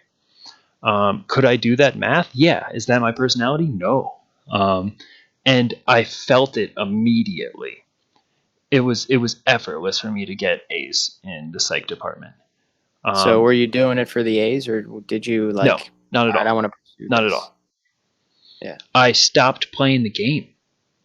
It was no longer what does the professor want. It was I was interested enough in it that I would show up, and yeah, I was out of like respect, and also just to. So the tests I never saw as an obstacle. I never saw as like, oh god, another test. For me, it was always like, let's see how much of this I remember. Let's see how much of this I know. Yeah. Because I cared about it. It was no longer like, oh god, they're testing me on this stuff. This is gonna suck. Nope. It was cool. Let's see what I know. And I remember so many times. There was one time I had forgotten I had a test in stats, and I had just gotten off of. I got off work late. I worked part-time, and it was before I had class on these days. And I got off work late because work was nuts and it was super stressful. And I got home, and the night before, I was like, I'm not going to study now. I'll study tomorrow when I get off work before I go into the test. I got off work and was just so frazzled from work because it was stressful and I was late. And I got home, I was like, ugh. And I did the typical college thing where it's like, let me decompress. Like, let's find some substances. Like, just an idiot. Totally forgot I had a test. Did not study, but instead altered my mental state and walked into the room 3 minutes before class started, when I'm usually there 10 minutes early. But I was a little late because I was like, nope, I'm going to kick my feet up and relax on the couch for a minute. Yeah. And I walk in, and everyone's already seated, and had the teacher pass the tests out because people wanted to have the whole time to take this test because it was stats. Oh, yeah. And stats freaks people out. It's pretty funny to me. Yeah. But I walk in and everyone's taking, like, they're just finishing passing the tests out. And I go, What do we got here? huh, look like we have a test today. And someone who is sitting in their seat ready to go turns around and looks at me. I don't know who she was. And she goes, I hate you. Oh, yeah. And I was just like, oh, okay. And that was She the spent the only entire B night I pulling got her hair. in that class. That was the only B I got. I didn't study at all, and I inebriated myself like an idiot. Like, never do that before class. What are you thinking? But I Yeah. was just, and I didn't do that before class normally. I was just so stressed and didn't have a healthy way of managing it yet because I was still just like, I was 21. Okay, you're still an idiot. Like, you have a lot to learn. And that was the only B I got on a test. I still got an A in the class. And I think I got like 2 or 3 B's after I switched. Everything else was an A. And it was not because I wanted an A, it was just because I was producing quality work. And I was producing quality work because I cared about it. I was interested in that subject. Yeah. Everyone talked about how much, like, oh God, I hate how much work we have to do. And I was like, 1, this is way less than engineering. And 2, what are you doing with your time if you think this is a lot of work? Like, I spend like maybe 2 hours a day on a busy day. Like, I'll spend 4 hours on work, but that's only when it's like a big project. And I think part of that is I was really efficient. I had the ability to just crank out quality work and not have to proofread, not have to double check, not have to reference things all the time. My brain's good at that, I guess. Yeah, that's awesome. Yeah, sure. Like, it is what it is. But it comes with its challenges too, like I mentioned earlier.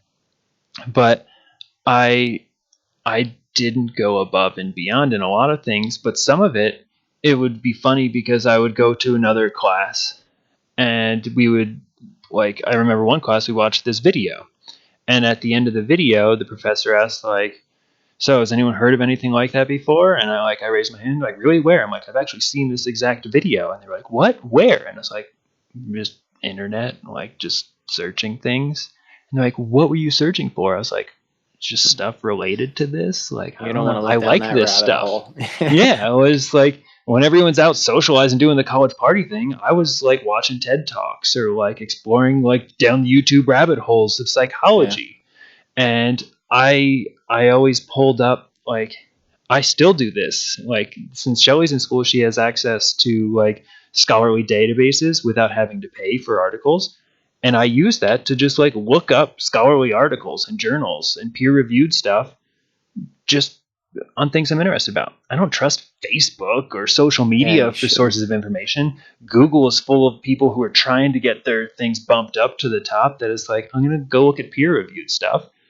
I trust science's standards. Like, they help. And is it biased? Still, it's it's still biased. Like, that's everywhere. But it has the peer review to like check the facts and make sure that this is accurate information you're presenting. And I like that. I look that stuff up. I don't read fantasy books. I read nonfiction and I read journal articles if I'm going to read something. And if I'm not doing that, I feel understimulated. And that's something that a lot of people are like, how nice is it out in Montana? I was like, well, there's a part of me that's not being fed still. There is a lacking for me, and it's this intellectual stimulation. I have to seek it out, and it's not fulfilling most of the time. It was much easier to find intellectually stimulating conversation and information in some like areas near New York City, for example. Like, there's just more people and more people involved in more intense things. There's not like huge corporations out here that require high level intellectuals. Here in Montana, like, come on. People like to go fishing and skiing. Which, there's people who could talk in depth about that stuff, which that's cool, but like, that doesn't stimulate me if you're like, yeah, dude, the snow was like the cold smoke again. It was like getting face shots. It's like, I don't care. Like, can we go into like something more complex? Like, how does like the polarity of water work? Like, I love that stuff. And without that, I get like almost uncomfortable. Like I'm like, what? I'm missing something that I won't ever stop learning and researching. I'm confident in that because that's a part of who I am. That's a part of that brain that everyone's like, oh, you're so lucky. I'm like, yeah, but it needs food, it needs fuel. And there's not as much of that out here in my experience. Yeah, there's pockets of those people, and I mean, the university you could see from my house right now that like yeah, you have college professors who are like some of them are like in the head of their field in research, but I can't just hang out with them all the time. They have very busy personal lives that they're like, yeah, like fun talk, but I'm doing things. Buzz off, guy. um, but yeah, That's did I wild. answer your question of the major change? You definitely answered my question and more. I know I talked a lot about it. I don't Well, know that what your was good though. question was Yeah. looking for, It wasn't though. really like a, not searching for anything Okay, just specific. what It was was my just curious experience with as it? to, yeah. So you changed your major from this to that, From and engineering to psychology, a lot of people are like, "Whoa, quite the right. And switch!" And I was like, those are different.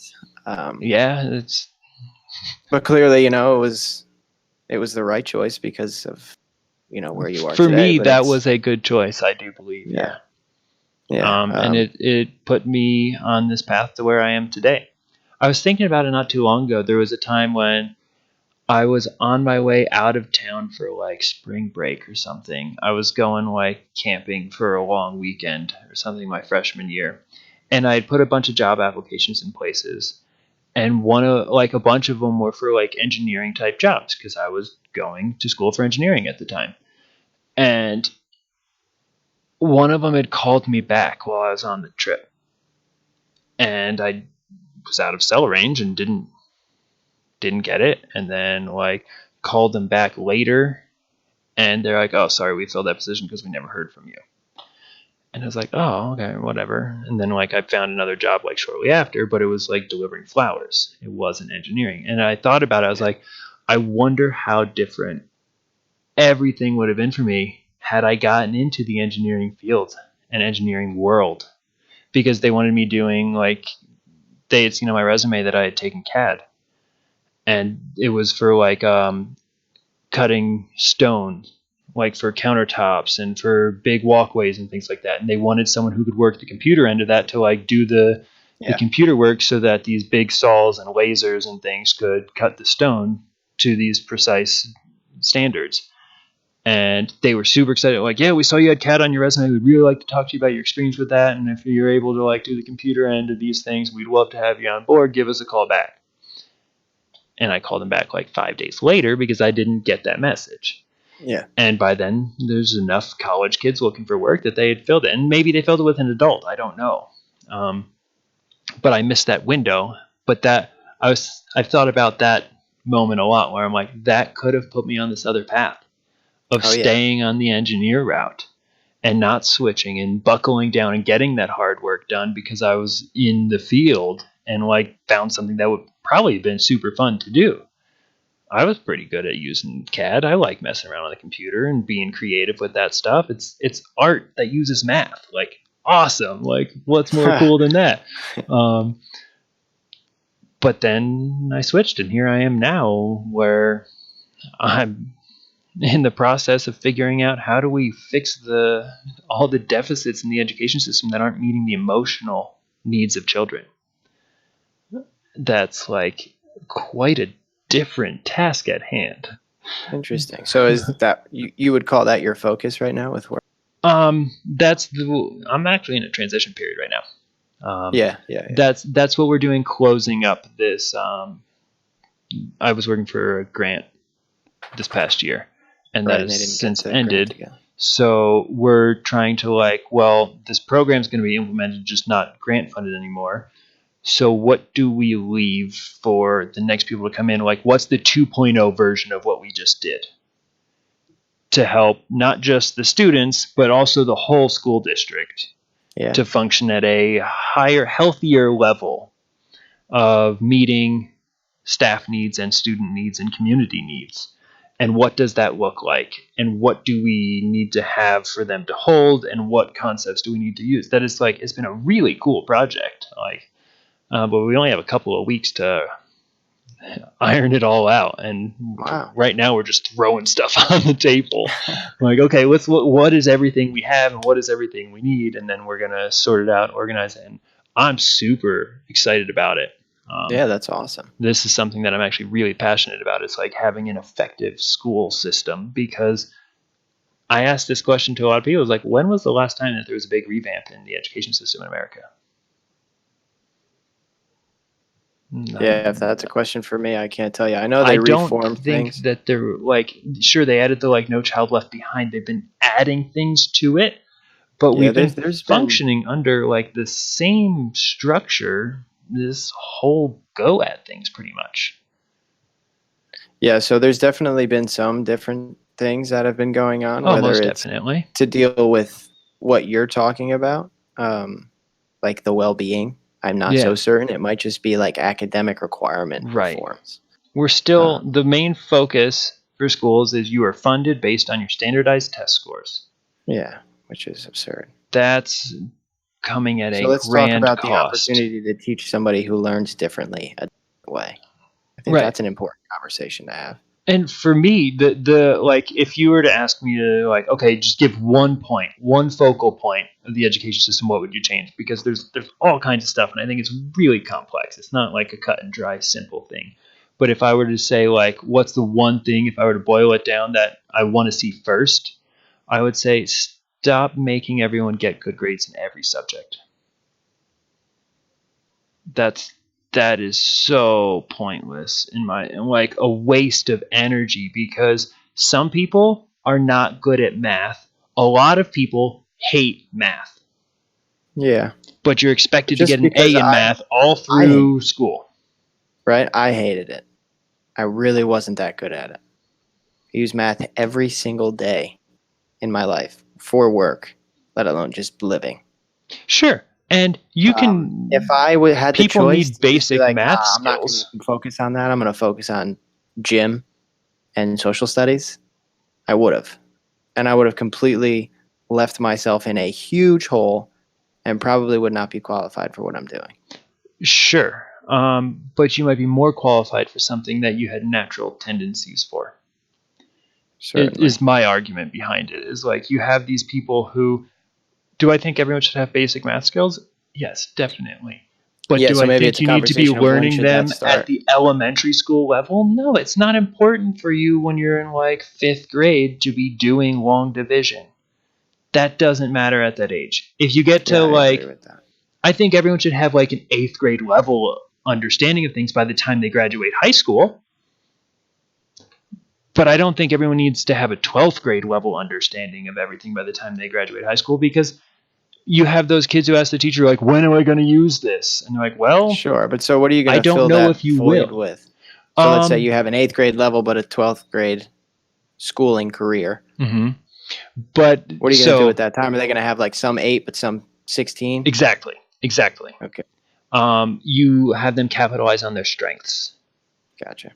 If so, there's this, I don't know how to frame it, parable maybe, about these two different taxi drivers, and one of them chooses that on every day he's going to drive until he's had 16 passengers.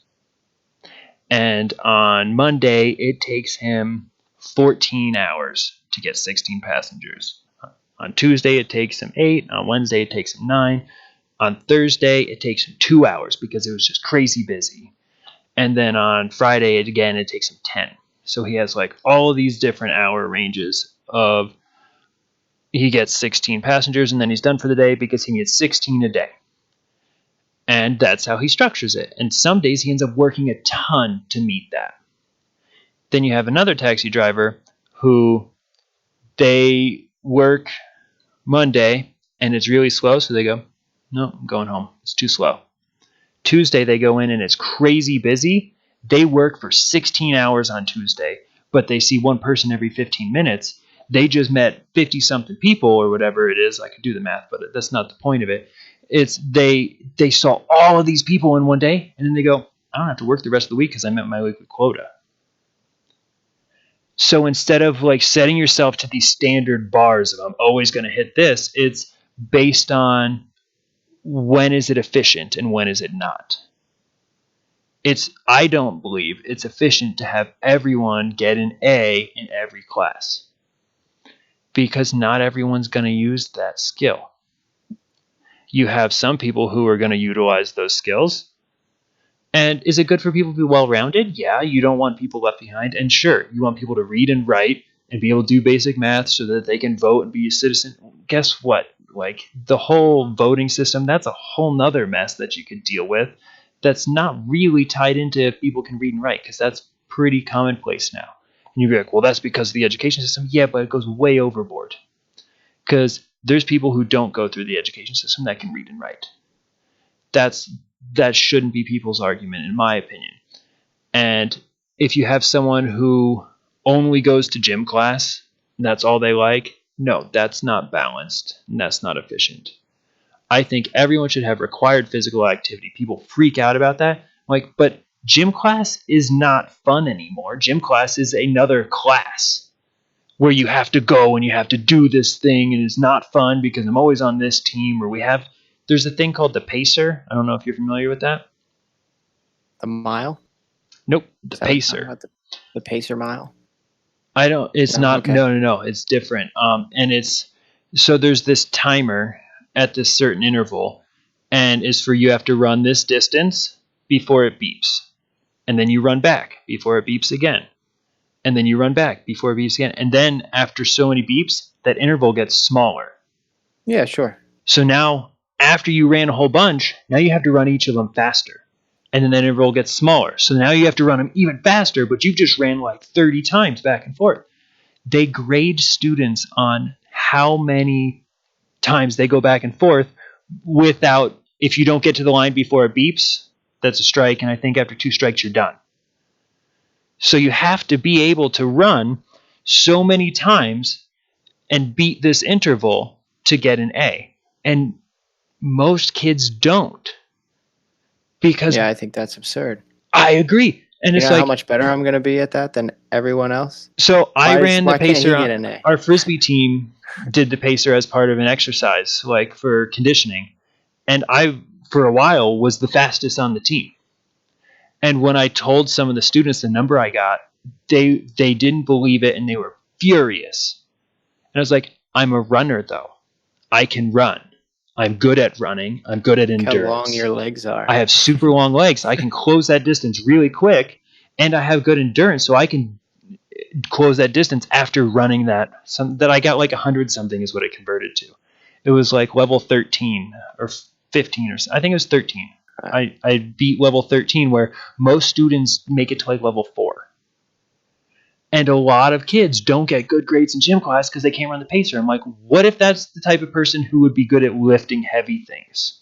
You're not grading on that. What if that's the type of person who's really good at math? Doesn't matter. You fail. You're less than. And now you're affected as like what we're expecting because your college might look at what classes you got good grades in, but they're probably looking at their GPAs. 9 times out of 10, it's overall GPA and test scores. And the overall GPA, you could have gotten all A's in gym class and all D's in math, or you could have gotten all A's in math and all D's in gym class based on the way we're measuring it. And I think we should have it more like specific to people's strengths because jobs utilize that. At a job, they don't care how physically fit you are if you're having that person do math. They want you to be healthy if it's a big company and they're smart about it. They want you to be fit because then you'll perform better. Your mental abilities are better when your physical body's in good condition. But there's different strengths that people have that are what they're going to use in their life. And we spend so much time on these things where it's like, nope, you have to be equal in everything. Where it's like, guess what? People aren't. I was really good at school. Because I, like you and like JP, we have a lot of skills. We're well-rounded. School was easier for me than both of you, most definitely. I think it was probably easier for you than JP, but you took more of my approach. No, my school was not Our school Not was not as not college, easy for like high me as it was school. for JP. High school. JP was very smart. JP I worked studied. super hard. He did. He He did work worked harder super than me, hard. but he was also probably smarter than me. I don't know. I don't I think don't know so. either. I don't think I so. think that I didn't study until like my junior year of Right. college, You didn't but it made all put the in the difference. work. Yeah, He there was a put in the difference work and still between, struggled. You didn't put in the work and struggled. Yeah. I mean, they asked him to like speak at his graduation. He didn't struggle that hard. Well, he was also the prom king, the homecoming king, the football what a star, dick. the basketball star, the like whatever. Like his name is still up in the school. Like woohoo! Like yeah, he won high school. Yeah.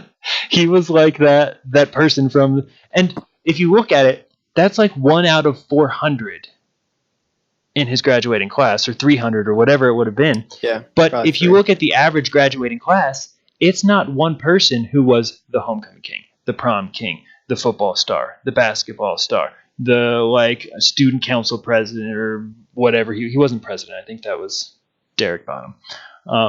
But it's the type of thing where you don't have one person who fills all those roles, but JP did. Yeah, you're absolutely And then right. you have you were the lacrosse star. You were super social. You did well enough in your classes that you were well rounded in that stuff. You had me that I was like, we all did really well in art, as well as I was really good in math. Like I was in the top ranks in the math in school. Your name was like on the wall with your test scores. I did 'cause really they were well. So high. Again, I was good at taking tests, Yeah. and I was learning physics based or calculus based physics at that time when I took the SAT, which is for students who are graduating with like algebra 2, I think. I was way Yeah, I've never beyond even that. taken that class ever in my life. I was so far beyond what was expected for someone to be taking that test. But here's something that I like to share because I think it's people think that I read a lot for some reason. I think it's the stereotype they have of smart people, which like It's the gray beard. right? Yeah, you like that? Yeah. But people are always like, "Oh, here's this book. Have you ever read this book?" And like 99 times out of 100, maybe 999 times out of 1,000, I'm like, "No, I have not read that book." Not I think I've read like 8 books from start to finish in my whole life, and I'm saying that seriously. Yeah. I don't read books. When I took the SATs 3 times to try and get a better reading score, and it went down each time. I took the GRE, which is essentially the college level for graduate school SAT. And when I got my results, I thought they were hilarious because in math, I was in the 93rd percentile. So there's like I was in the top 7% of all people going into graduate school, not just for psychology, but all graduate school in math. I was in the top 7%. For writing, I got a perfect score, top 3%. Wow. So you can't get a better score than I got in reading. In math, you can get a little bit better than I got. And then, if I said reading, I misspoke. I think I said writing, 3%. You did, yeah. Math, top 7%. Reading, I was in I think it was like the 23rd percentile. Like, wow. And this isn't people who go to graduate school. This is people who take the GRE. So not all of them make it. No, I got it. So you have the people who aren't even good enough to get into graduate school who are lumped into this statistic. And I was in the bottom 23%, or it might have been like 33%. It was less than a third. The bottom of the barrel for reading. And so are there more importance placed on reading or writing for the major you are pursuing? There's subject tests as well. Completely unrelated. I don't know what colleges look at as far as that. If they're like, oh, well, we're a school that does this, or you're looking for this major, or if they look at your overall score. You're going to pursue a master's in psychology or whatever. There's also subject tests that you take. Where I took a psychology GRE subject test. Okay.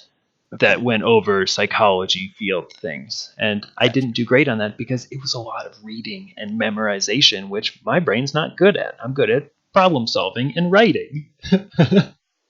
Interesting. That it was really funny to me that like I have this huge disparity where you have a lot of these students who that are when they're in the top percentile, that's across the board. I'm in the top 10% of math, of reading, of writing.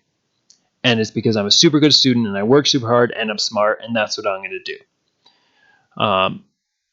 Not me. I don't have that skill. I was blessed with this math brain. I somehow figured out how to articulate words in a way that people liked. But I can't read worth a damn.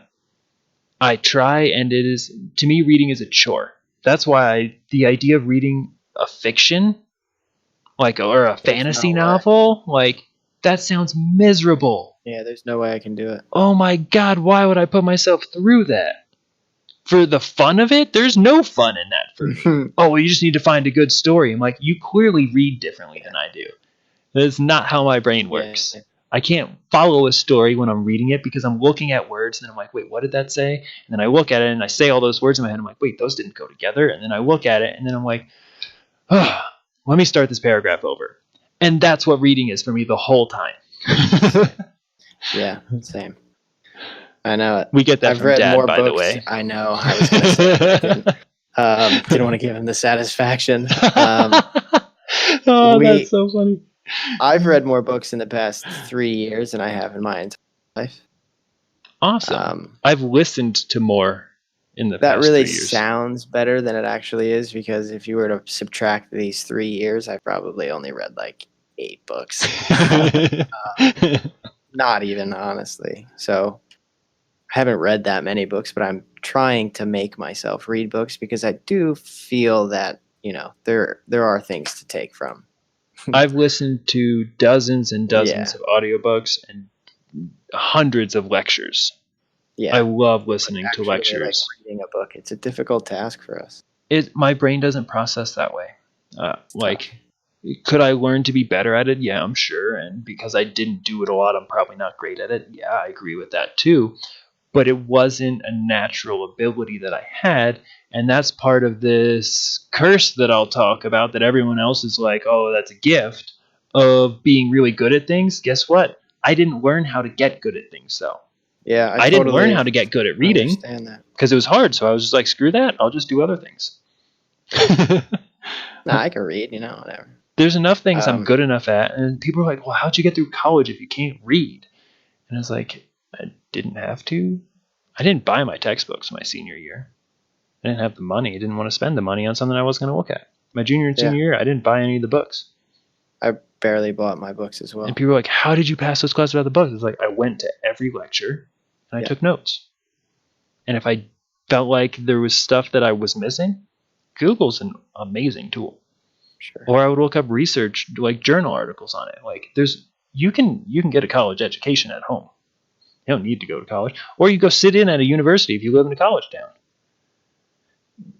There's no one stopping you from sitting in on a lecture hall.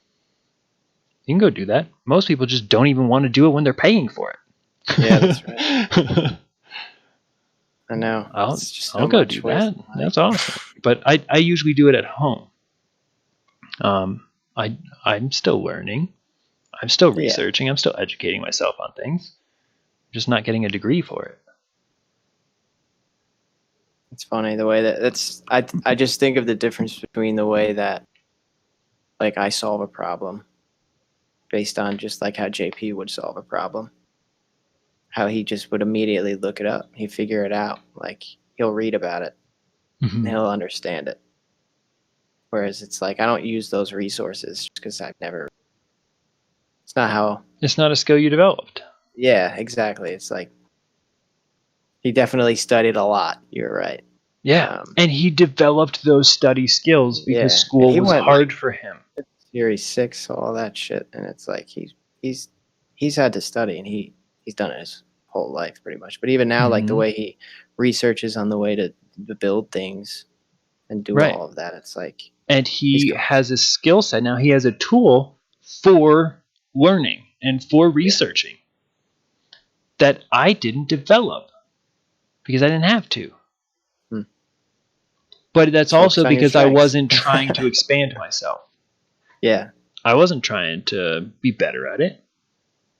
No, I was too busy trying to work on my own mess of what was going on in my head and my emotions and like hormones as a teenager. Like that was something where I wasn't looking to be better at learning. I'm good enough at this. Set it on autopilot so it doesn't cost me any extra energy than what it needs to, and I'm gonna check out. You're coasting. Yeah, yeah. I'm just gonna coast. I'm gonna use as little energy as I can, which I think that's like a natural tendency. Everything like if you're not energy efficient, you die. It's true. That's like, It's true. but you can also get stronger and not die. And it might cost you a little energy to put in that work, whether it's studying, whether it's lifting weights, whether it's any element of your life. You can practice, you can strengthen, you can grow. And I didn't grow in a lot of areas because I started out with a natural tendency for them. And then I agree with didn't that, grow in even more areas because they were hard. And I was like, no, I've got enough natural tendencies. I don't need this one. Yeah. Because that's going to cost me energy. And I'm coasting right now. That guitar collecting dust in my bedroom back at the house. Screw guitar. So many times people were like, oh, you're good at this stuff or whatever. Like, here, learn it. And it's like, nope. My fingers, like, they don't like moving like that. And like, you just need to practice. It's like, if I'm not good at it when I try it, I have zero interest in practicing this because that's going to be work. And I don't do work to be good at things. Like, people were like, how do you get so good at things? Like, wow, you must have a lot of free time. Like, no, just my body does it.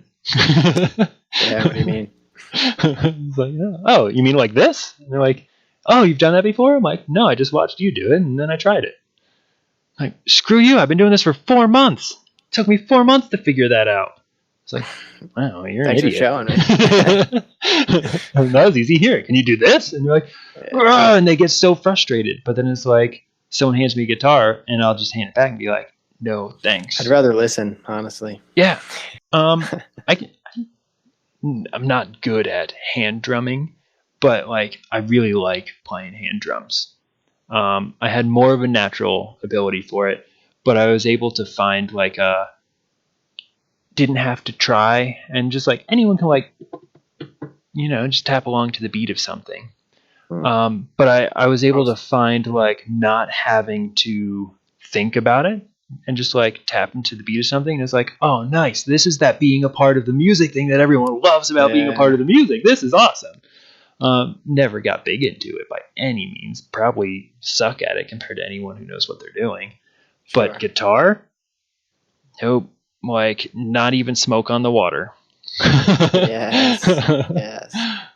Because everyone's like, well, you just have to practice. That's guitar. It takes time, and then you get good at it over time. And I was like, not me. I don't have that skill developed, and I'm not looking to put in that amount of work. And yeah, that's super lazy. It's like because JP started playing too. So when we would play, and in the beginning, I picked it up and had like a very moderate level of, all right, you teach me the basic chords, I can strum, I can make the melody, I can make it sound nice, as long as I take it slow. Mm-hmm. And then that only got me so far. Right. I tried to learn a little bit more, expanding on the chords and the songs and the variations, and I got a little bit better. And JP was not as good when he started, just maybe because of the difference in rhythmic abilities. Yeah, he's closer to dad. You're closer to mom. He learned it and then passed me because he continued to learn it, and I got frustrated with my plateau. That's one of the things where I'll make the argument. I think you were smarter than him. No judgment on him for this, because he's still a really smart guy. But he had to learn how to overcome those things. He had to learn how to push himself and how to challenge himself and how to practice things to get better at it. That I didn't have to learn. I think you had to learn to a lesser degree than he did, that he was able to like, I'm going to do this work. I'm going to figure this out. I'm going to get better at playing guitar. And I think that's one of the reasons that he was the football star, and he was the basketball star, and he was the homecoming king and the prom king. And I think he was like on high honors and all that other stuff because he worked hard to be better at it. Yeah. I was on top of the math stuff because I liked it and I was good at it. I did not work hard at it.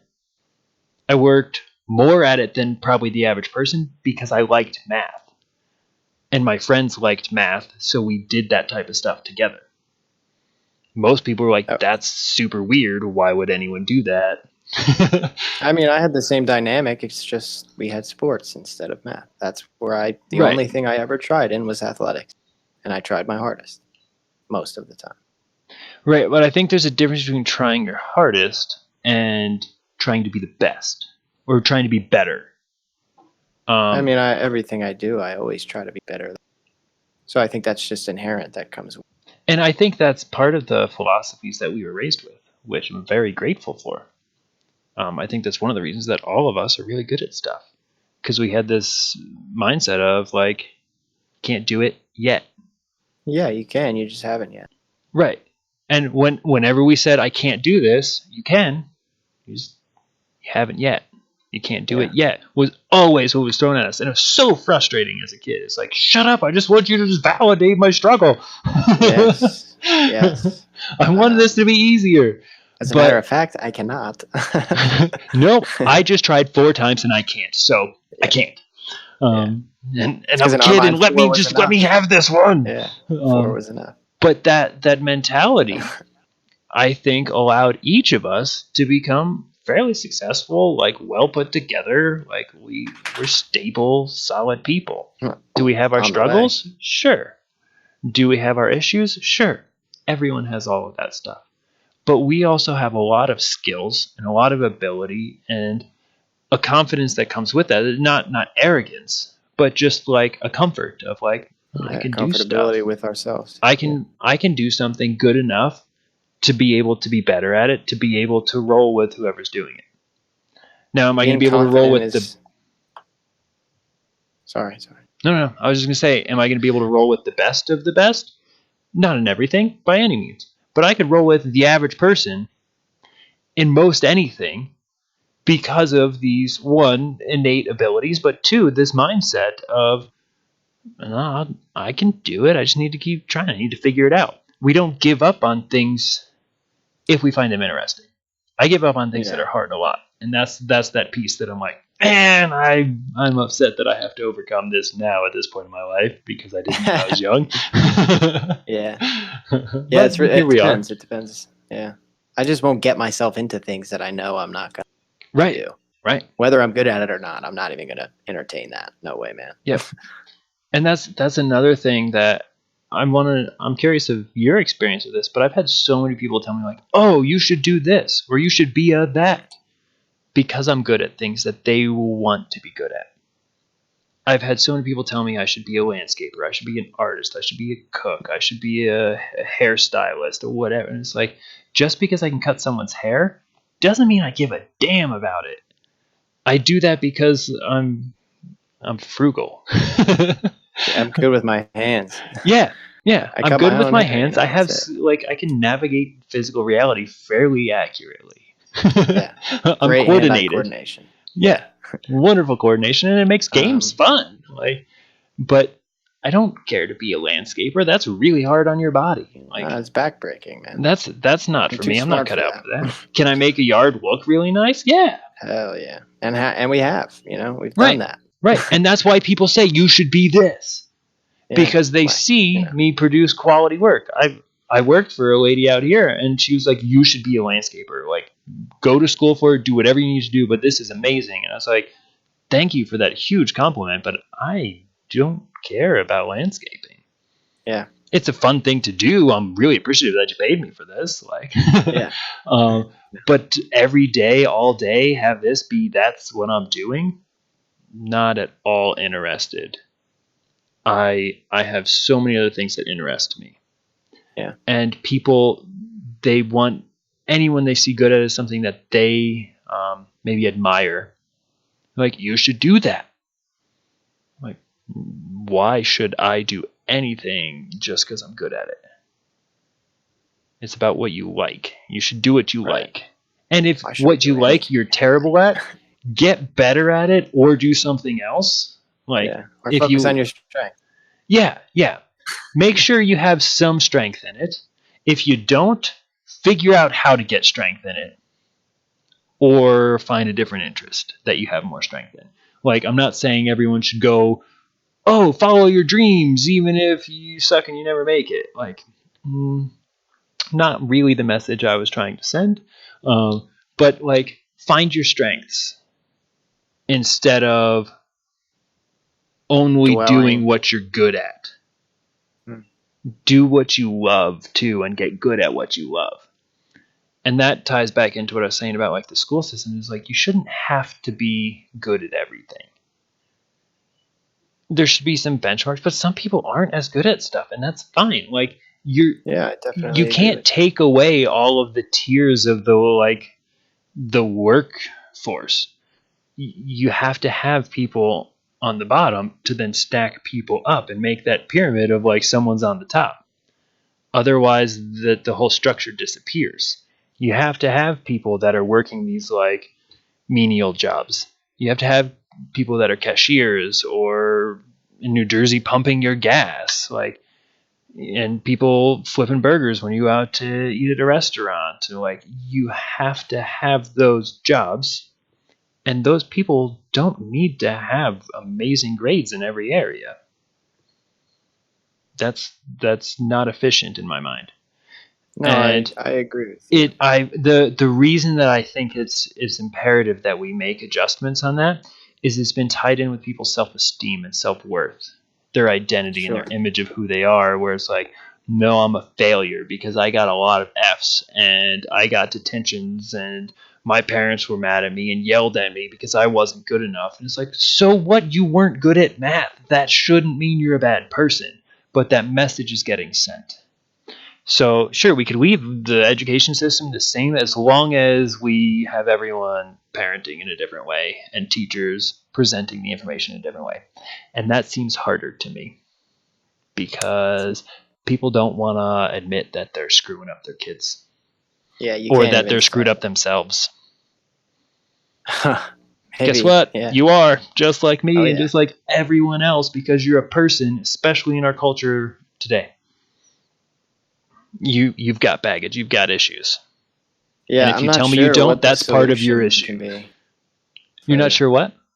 I just said I'm not sure what the solution can be for what we're Oh, talking about. yeah. It's like, If it was that easy, it would I happen mean, we could already. sit here and identify the problems. It's just, Yeah, and that's the really cool thing about this work opportunity I have right now is we're trying to find like a solution, at least for the town I'm in. Like for this that's school awesome. district, what could we do to make it better? Plant those seeds so that maybe in time it does evolve into something that is way better than what it is now, Right. which is an And awesome opportunity to try and that's iron out with some other really well informed people. motivated people, I'm sure. Yeah.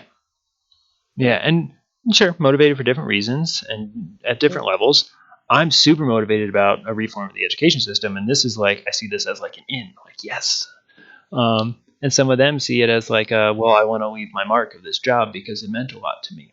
And others are, a couple of them are going to be in permanent positions doing the similar thing where they're like, well, I want the school to know what I'm doing. So I stop having people like misunderstand my job and my role and what I'm offering to kids. So there's all Hmm. these different motivations behind it, but it's super cool to be working with a bunch of competent people to figure out how could this be better and what do we do instead of just look at the problems. What's our solution? What's our action Yeah. plan? Right. It's, it's pretty exciting. I I feel as though think you got so. to identify the problems before you can Yeah. start to, talk about fixing them. And it's funny because each time we've been trying to tackle some of the like, okay, well, this is one of the things we've been focused on having done. Let's just look at doing this part. And each time we start diving into that, we're like, oh, but we ran into these same barriers or these systemic things again. So we just start talking about problems again. We're like, okay, like how do we overcome this problem and continue to try and just do this one concrete thing we're looking for. And that's just been a funny observation to see that we keep coming back to more problems. Yeah, of course. They're just down on deeper levels as we keep digging. Yeah. Yeah, so it's, I'm sure if it was an easy fix, it would have happened. Right. It's part of the process. You get to work through it, and it's important. Oh, definitely. The development of the problem wasn't, I think, intentional. I don't think it came from like, oh, this is what we're gonna have happen. We're gonna make this. No, of course not. No, it was a byproduct of well-intentioned action in the past. But now we've evolved into this is a big problem and it's affecting people on a significant level. Where, like, personally, I think if you have the statistic is greater than 1 out of 4 people have significant mental health issues. That's a lot of people. Mental health issues.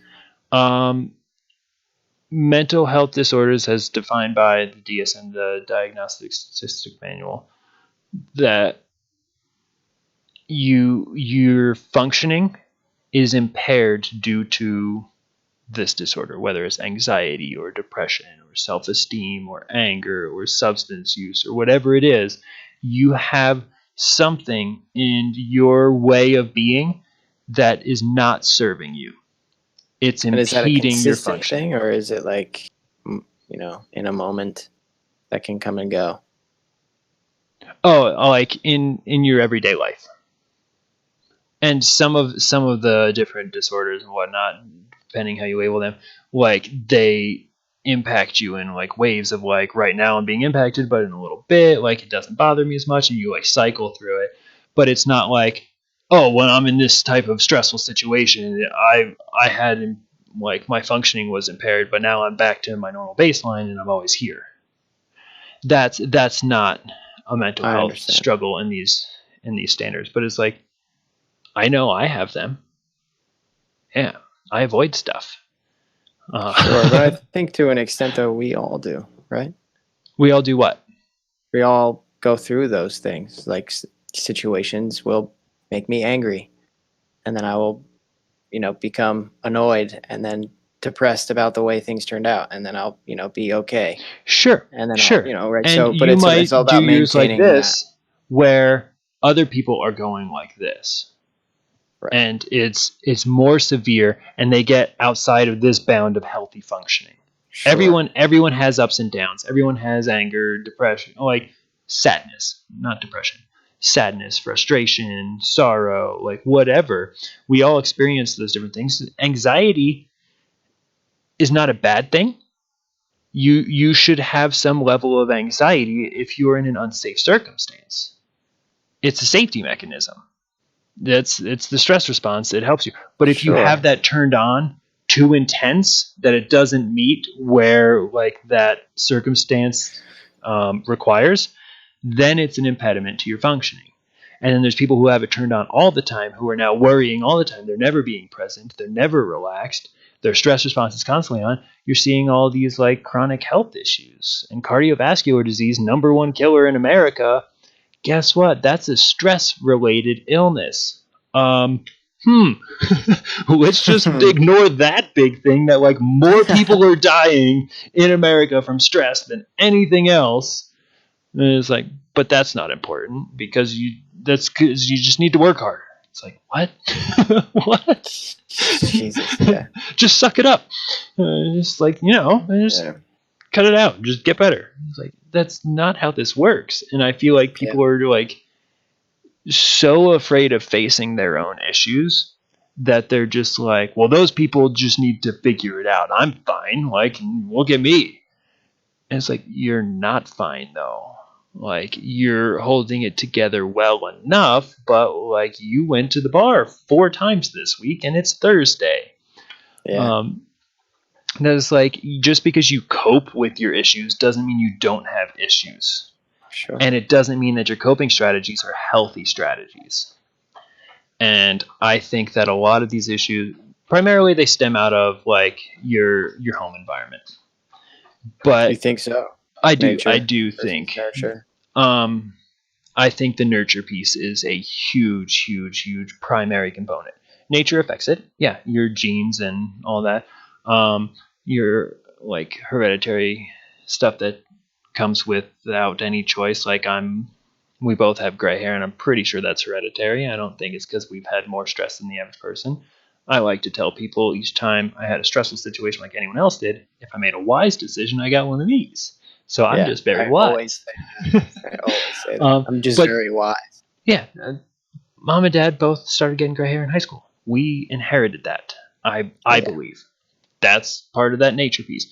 But nurture wise, from what I've seen is, and I could post up a bunch of different references to there's countless studies that are done, and the research is piled miles high of environments trigger these things. Maybe you had like a natural predisposition for something, but if the environment doesn't trigger that, you never see it. That the environment, I think, plays the main role in what we're seeing, and especially in dysfunction of people. I think the majority of that, like well over 80%, probably over 90% of dysfunction, I think is environmentally caused. Predispositions probably based on nature. I think that they're both intertwined and it's a balance and a dance. But if you ask me, I say that the kids who are having issues or the adults who are having issues, it's from things that happened in their life. It's from the lessons that they learned and the things that they took away from their experiences. It's not just because that's who they are. Oh, that's just their Yeah. personality. I'm like, no, they're I'm on behaving board. that I way. agree with that. Yeah. And I think most of it comes from the messages you learned in your home through your parent or your caregivers. Not everyone lives with their parents, but your caregiver relationships, from your sibling relationships, from your peer relationships, from your church or your school or your community or whatever. Like all of those interactions, I think, play a huge role. And I think the school system, teachers are spending more time with kids than parents are spending with their kids. Oh yeah. And these teachers are in incredibly stressful circumstances. They have 20 to 30 kids that they're trying to serve at once every day. And they don't necessarily like, and it's like you have to get a good standardized test score instead of like, hey, here's something that like we're working on to help make sure your self-esteem Yeah. stays Here's intact. clearly an identifiable issue with one of the kids, but I'm not allowed to pursue that because we have to get certain test Because I don't scores. have time to address that. Yeah. Yeah. And it's the truth Because of the these matter. other 29 kids have to get a good standardized test score, or I'm gonna get fired. That like there's not this push for taking care of mental health, emotional types of needs. The priority is test scores, academic performance, Yeah. and are your behaviors falling in line with making it easy for everyone to be good at getting test scores? And Yeah. I is just feel like there's just going to be always a disparity between people and their abilities, and regardless of the way things are structured, their people are going to be in a hierarchy of sorts, oh, definitely. right? And so it's not a matter of measurement as much as dealing with that in general. Yeah, How can we make that meeting you environment? where you are instead Yeah. of like, well, you're just not good enough. And Yeah, you didn't that pass that math test. comparison is what's destructive. That Right. comparison But I is feel so like the hard. comparison is always going to be there is my point. So it's Yeah, yeah. how do you But is there weight on the make that okay comparison? though? Like if you look at like martial arts culture, there's a huge respect for everyone who's come before you, of everyone above you. And if you look at, like, let's say the school culture, a lot of students, if they feel like they don't have the highest grade in the class, they're less than. Or if they feel like, oh, I have better grades than you, you're less than me. And it becomes this power differential without this sense of respect, where the people who have come before and who have a, like, let's say a higher belt in martial arts, they become teachers for those before them. And it's not about the amount of time you put in, it's about your ability. before you get that belt. And if you get a belt too early, the whole community is going to be like, no, that's not accurate. And whoever gave you that, like, we don't respect them anymore either. There's like this built-in structure of you're You earn your respect. You earn your yeah. keep. And the comparison doesn't come with a judgment so much as an acknowledgement. It's an acknowledgement of someone's abilities, of someone's skills, of someone's level, rather than a comparison of value. There's no better or worse. It's just It's an issue of perception. yeah, Honestly. yeah. And what it means about me, how I match up to people, should be, in my opinion, seemingly insignificant. You should always want to be bettering yourself, and if someone comes before you and is better than you, they are a teacher. And if someone is below you, they are a student and a teacher. You should be learning from everyone on both ends of where you are, and you should be offering everything you know to people who are leading in your path or following in your path. I think like when people are like, well, I'm not going to share that because then they'll have an edge and they'll be able to beat me, I think is a almost self-deprecating stance where if you don't give it to them and then they get better, who's going to challenge you? How are you going to get better? You just like being on top right now because you think that there's a reason that your value is increased because you're above other people. That's not going to expand you. It's not going to challenge you. You should give the other team all the tools you have and then see if you can still beat them. Yeah. And then when you lose, figure out how to beat them now that they have all those tools too. That's a lot to ask for the guy at the top of the pile, though, who's fought his way there. Right. And that's exactly it. Is like there's this fight and it's like, well, now I want to reap my rewards. I want to hold this position. I don't want anyone to pass me. And it's a selfish stance. Sure. And I think that's motivated out of feeling like your needs weren't met at some point.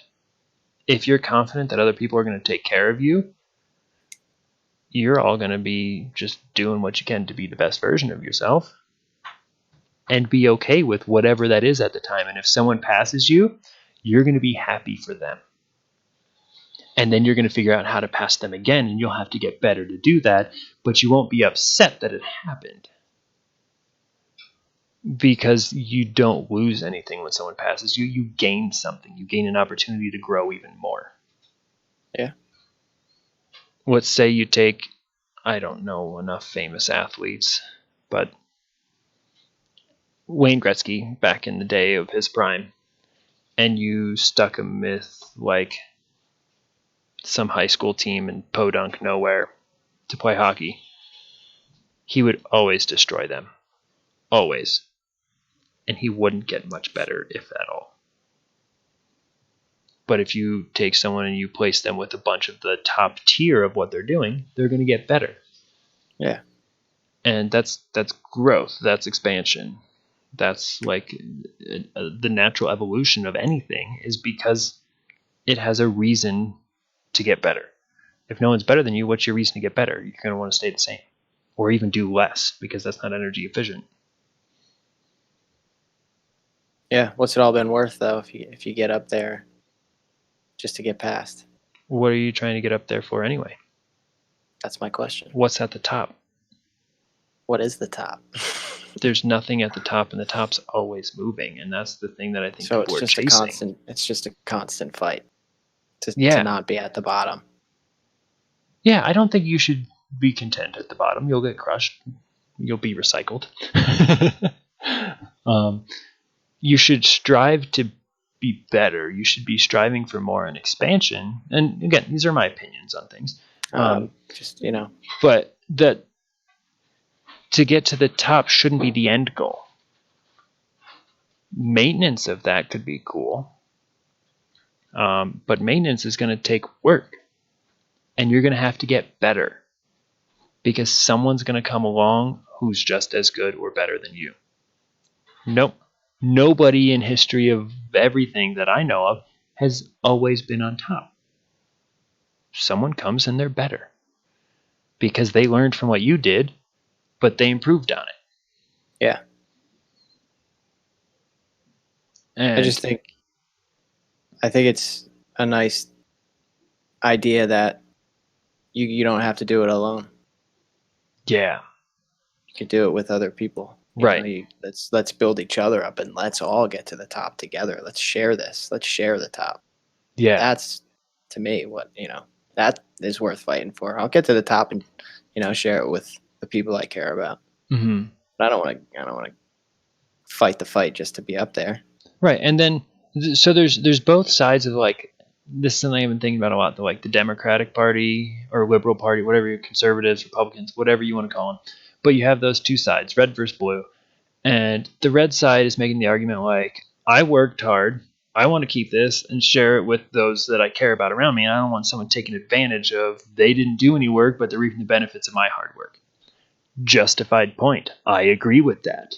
Me People too. That shouldn't speaks freeload on volumes the to hard me. work of others. But then there's the other side of like, there's these people who struggle and they don't have the opportunity, and there's these other people who have more than they need, that there should be a distribution. So everyone benefits from the gain. Valid point. I agree with that. Um, you should be distributing things, and no one should have more than they need. So both sides, I think, are right. Because I think on both sides, there's people who take advantage. Of There's course. people who are selfish. And that's what both sides hate. They just hate this type of selfishness versus that type of selfishness based on whichever they experienced in their life. That knows being selfish is not part of the communal goal and gain. Like that's not beneficial to us as people, as humans That would make on like a really great, I forget what they're called, but like a political cartoons. memes. No, sure. Today they're called that. Just two people standing face to face, screaming "me" at each other. Right. That's it. That's all they're doing. Yeah. Me, and Right. it's just on the same thing on the other And side. what I think is that like selfish drive comes out of stress. I believe that comes out of my needs aren't going to be met. I didn't have someone nurture me in those first 2 years of development, which a lot of people don't realize is like some of the most important of someone's later life functioning.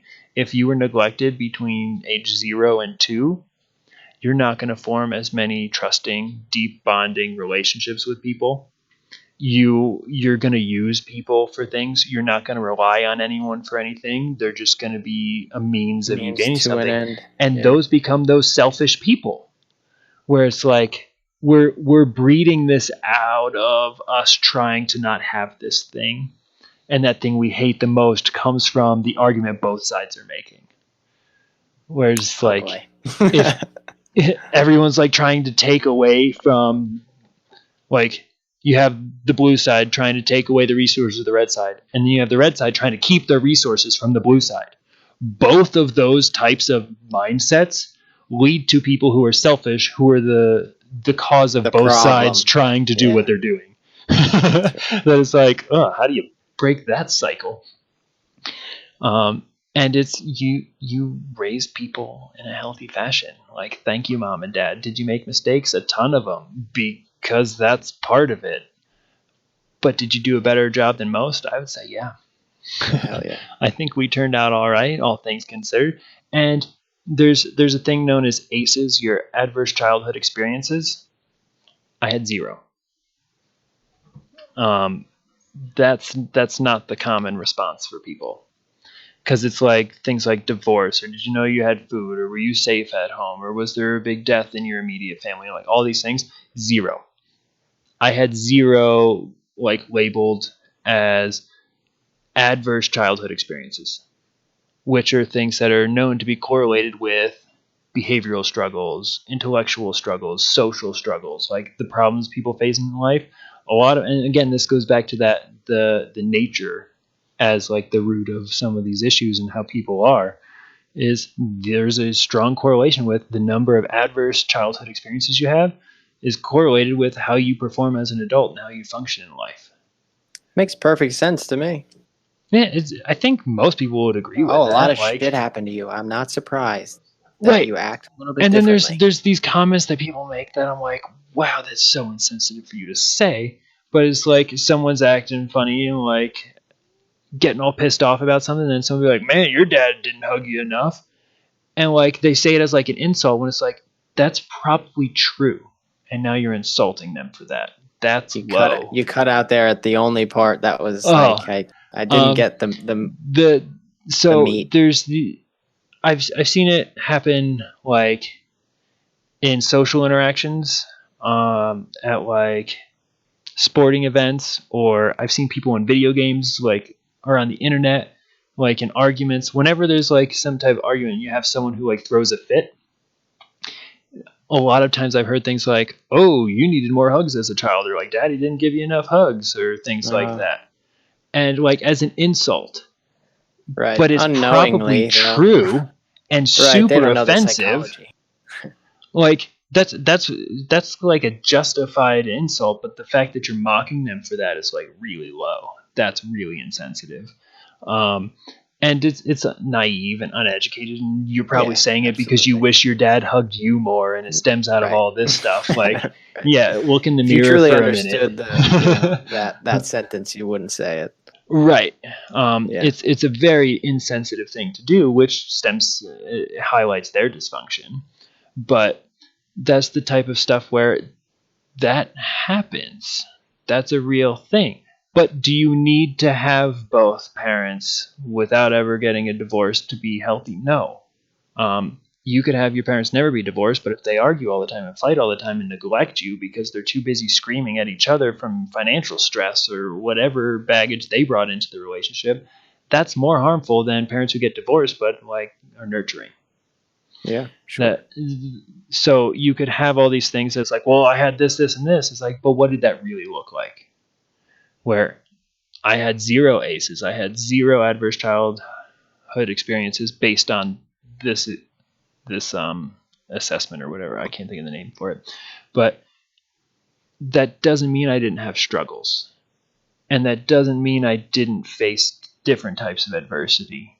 Now, is that part of the reason why I'm probably as healthy and well functioning as I am? Yeah, it could be much worse. Um, but it doesn't mean that everything is perfect for me. And then Of look at course. us. We're healthy, white, like middle class males in America.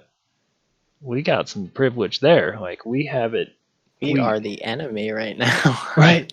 There was actually a conversation today, that they were talking about like the white males who'd made all these different things, and that was like one of the things someone just like spit out like as a quick comment during our work today. And then someone else is like, yeah, but that time's coming to an end. And I went, I think it's about time. Like, as a white male, like, get out of the way, like old white guys. Like, you've been Yeah. doing this for so long and you're stuck in your ways and you kind of got selfish. And that screws things up. That it became about personal gain. And now Yeah. we're seeing the repercussions of that type of action, especially in a place of power. Definitely in a place of power. Mm-hmm. That let's find some balance. Let's swing the pendulum back a little bit. We got out of hand. Yeah. But at the same time, did I live a privileged life because of my gender and because of my race and because of where I grew up and the parents I had and the jobs they had? Yeah. Yes, I did. And I'm very thankful for that. A lot of Yeah. people, I For think, sure. take that for granted, or even like they deserved it for some reason. And I think that's very Entitled. ignorant. Yeah. So I acknowledge that happened for me, and Yeah. I really And if you can appreciate it. acknowledge that it happened for you, you can also acknowledge that it was all out of control. Right, right. I had zero You say had in that. nothing to do with it. I You didn't did. choose that. That was predetermined by so many other factors. That if Right. And someone so like for that hates reason someone for their alone, race, it's like they didn't choose their race, so you're just being an asshole. right. And- I want to say like that reason alone, I can sympathize that conversation between the red and the blue that you were talking about, how equal opportunity is not a thing. Right. Absolutely can Right. understand that, and I sympathize with that. Yep. You put anyone. So let's say you take a white male and you throw him into like the projects, and then say white males have equal opportunity anywhere in America. Guess what? You're wrong. They're going to be singled out in an already suppressed population. There's fewer opportunities to get out of like inner city Chicago, let's say. It's a hard life in the ghetto there. And I think anyone in the ghetto will tell you that they're living in stress and they're trying to survive and they're trying to find their ticket out. And they've got their gangs because they need them for security. Yeah. And if you stick a white guy in there, they're a target now. Now it's going to be even harder for them to get by. And I would say that counters the entire argument of, oh, well, white males have it so easy. No, white males have it easy in this political game. If they were born into upper middle class, if they have the other white males before them in their family line that are in politics or in this company or that company of influence or have this type of money, sure, they definitely have privilege. But if you talk about just based on gender and race, it's very subjective to where you are and what environment you're putting them in. Yeah. And also what time we're talking about. Yeah. Yeah. That like white males are 50 on. years ago was a scary time. Yeah. Like, that's not even shit that I care to talk about, because it's just like, it baffles me with everything and how now things are changing, and that's a good thing. But Yeah. now it's like you're saying, it's tough for a white person to be in the ghetto. Well, it was tough for a black person to be in America, Right. kind of thing. So Right. it's like, it's And I'm very not relative. trying to belittle that at all. I was trying to make that No, same yeah, argument and I of know like that. I know that. Yeah, you it's people just were worth bringing lumping up. things Like, together holy smokes, yeah. instead of just like we're all people. We don't Right. So it's not choose crazy what to we think that look maybe like. some You don't get ideas to we pick may have what you look had like. You don't may get to have pick been your wrong. parents. Like, Yeah. yeah, most of the things that Fuck. you knew were true Excuse me. were only true to you. Yeah. And they were wrong the whole time. It was your Yeah, that's truth, pretty wild. sure, but your truth was wrong. And I don't think people accept that easily. I know I struggled with it a lot when I was younger. Totally subconscious. I didn't even know I was doing it. But then I heard like time and time again people being like, oh, you know, Brian always needs to be right. And I was like, no, I don't. And like I defended it and it was like, do I? Why? Why do I care? Like, and that came with like I had to mature. I had to grow out of that and I had to challenge myself to see that. And there's still times when I make arguments where I'm like, wow, I just argued something because I came into it with that point. So I was going to defend it instead of be open. And then I have that revelation and I'm like, let me see this from another side real quick. And then I change my opinion, which is that's where I think this problem comes from. Yeah. I think it's You important can't not change to your only see from I'm the not other hearing you, side. Timmy. Oh, sorry. You got me? But you can't still nothing. I'll let you know when I hear you and I'll keep talking till then. But you can't change your opinion or your truths on something if they're tied with your identity. So an example that's close to my experience is like let's say you have your belief system based on the religion you were raised in, and then you're faced with something that's presented to you that you're like, okay, that seems legitimate. And it's like, oh, but that contradicts this thing of my religion that I believe in. And since I identify as a person of this religious faith, I cannot also accept this or I become a hypocrite. So then I have to reject this because my identity aligns with a person of this religious faith. And I'm using religion as an example because I see it very prevalent in people who are like closed to other religious beliefs, where it's like if you look at the number of religions and religious beliefs and practices across the world, I think if anyone thinks they found the true way, they're being ignorant. And that's going to uproar most of the world for me to say that. Like, most people are offended by that comment because they believe they're right. And I believe that's ignorant. Until you can show me without a doubt, I'm going to have some doubt that your way is right. Do I have faith in things? Definitely. Do I have my spiritual beliefs? Most definitely. Do I need to preach them to anyone? No. If people care to know, I'll share them with them. But I'm not going to say I'm right because I don't know anything for certain. Yeah, because how could you know you're right? Still nothing. Damn it. So move your mouse and click the mute button right next to leave call and then unmute. How about And now now? try me. Nothing. You try unplugging Nothing. and plugging back in? The No, classic? I don't know what's Let me going make on. sure I didn't turn my volume down. Oh, that was me. You were recording Ryan. this whole time. So the Nice. audio will be there of anything you said. Honestly, don't remember what the heck I was saying. Yeah, somehow on my shirt turned the volume down on my little knob. Whoopsies. No worries. Everyone else heard you. I just didn't. I really don't even recall. I believe I was stemming off of the point of people having a hard time accepting if they're wrong or defending that they're right. Oh yeah.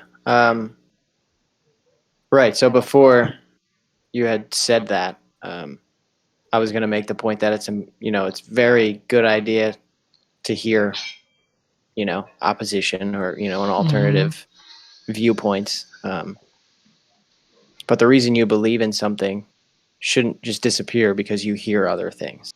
Oh, Where no, not at all. It's gotta mesh and combine with your thoughts as well. It's got to be a supplement to that. That's And where, it can widen, but it doesn't have to necessarily switch. It's funny how quick people are to be like, oh, did you know that this? Like, because they saw some Facebook post. Did you know that, like, a healthy amount of skepticism, in my opinion. You should drink wine every day because it's good for you'll live longer. I'm like, no, that's not true. Do you know Camel Cigarettes used to have doctors as their advertisers? Hot dogs in America, first they would give free hot dogs to anyone who wore their doctor lab coat.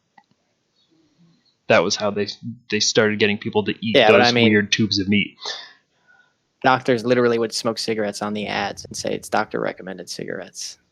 Yeah, doctor approved. Well, I think that people aren't terrified of hot dogs as just as bad as cigarettes. Hot dogs aren't that great either, but right. I think you're comparing hot dogs to cigarettes a little too closely. Well, I think just because hot dogs are accepted.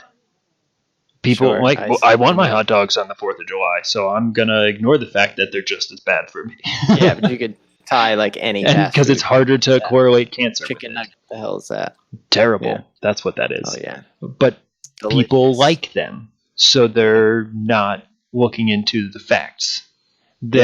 I forget the name of it, and again, memory doesn't work like that.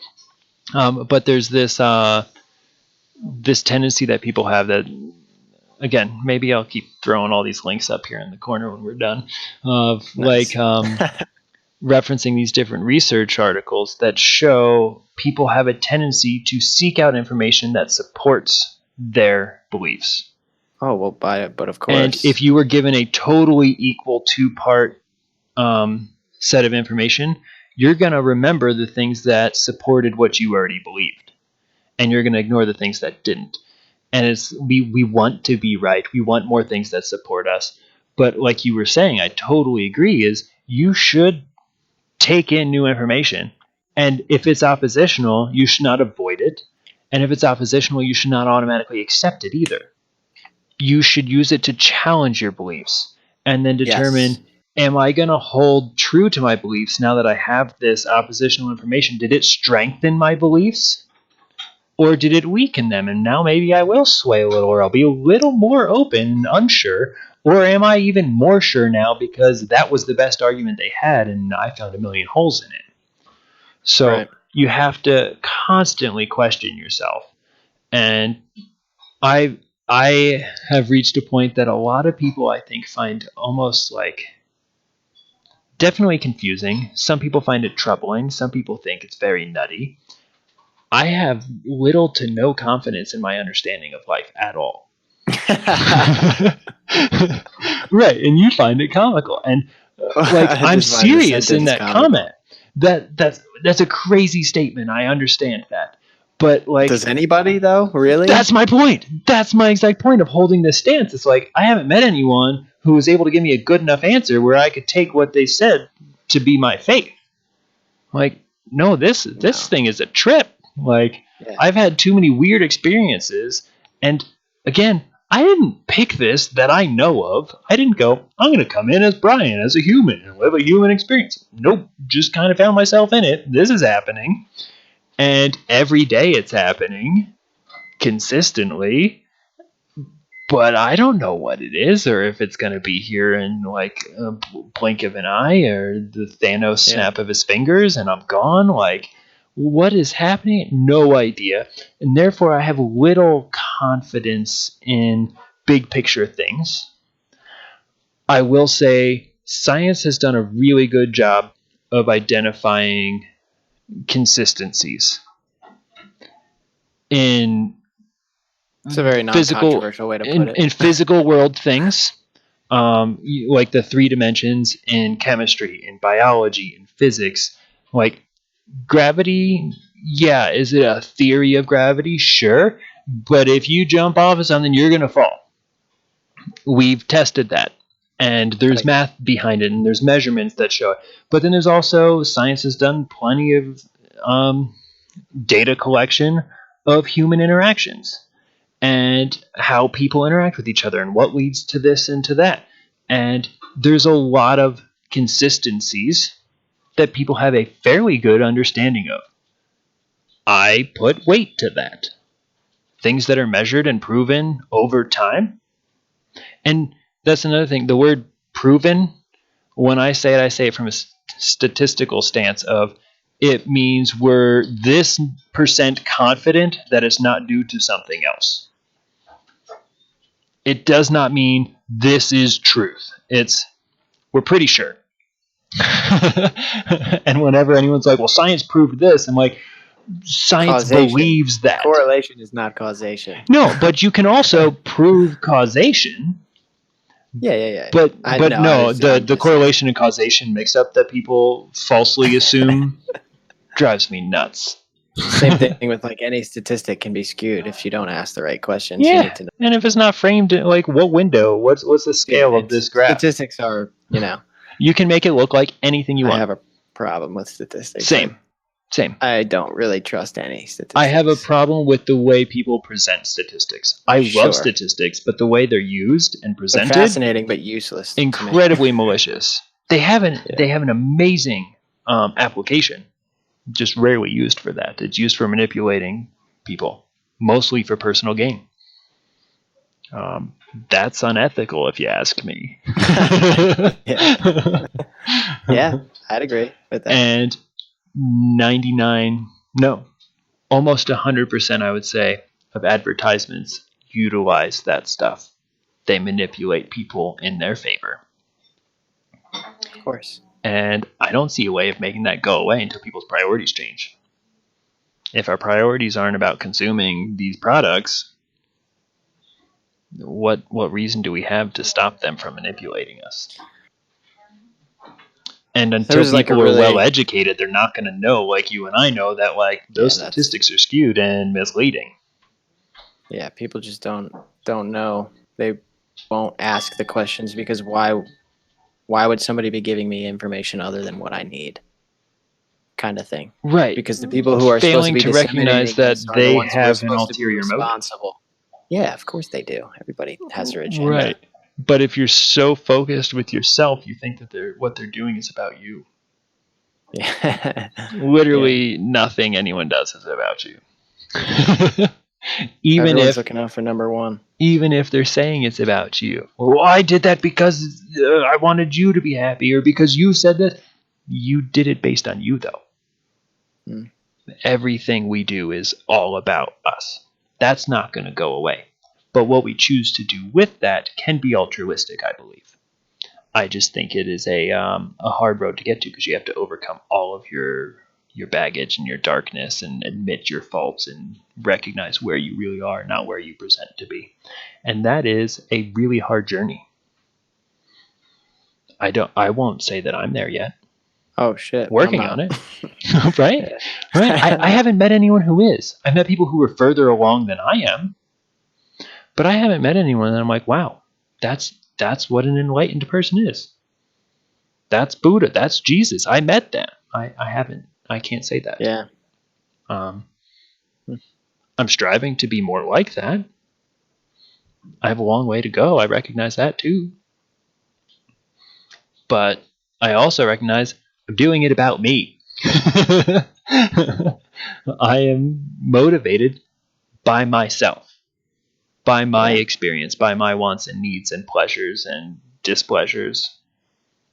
That's my experience. That's all I know. I don't know what it's like to be you. And we grew up together.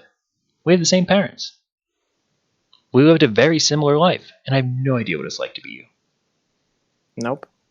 Same to you. Yeah. Like, if anyone thinks they know what it's like to be someone else, that's ignorant. But a lot of people make assumptions that I think are ignorant too. Of like, oh, well, you're just like me in the sense of this. Is like, no, if you really put yourself in their shoes, you would know you would probably act in a similar way. When you think you would do something different than someone else, I think that's naive. I think you would do almost the same thing. Sure, there's personality differences. People have different temperaments.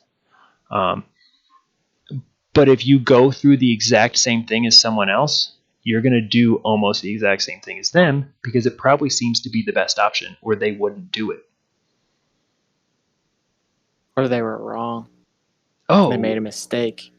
But based on what they had experienced, that seemed like the best option. You might find out immediately that it's a mistake. Yeah. But I don't think you do something going, this is a big mistake. No, you're like, famous last words. right. That would destroy you. Yeah. And it's like you could say, well, there's people who like they tell themselves I shouldn't have this drink as they pour another drink, but they do it because they think it's better than the alternative. But this is better than feeling this emotional pain that I'm feeling, and I'm going to numb it. I know this isn't good for me. I know this isn't helping. But I still think it's a better idea than the alternative. Or they wouldn't do it. The physical addiction aspect of that. What do you mean? I mean the physical dependency. If you're talking about substance. Yeah. But I stand in. I totally understand what you're saying. I don't think substance abuse is a problem.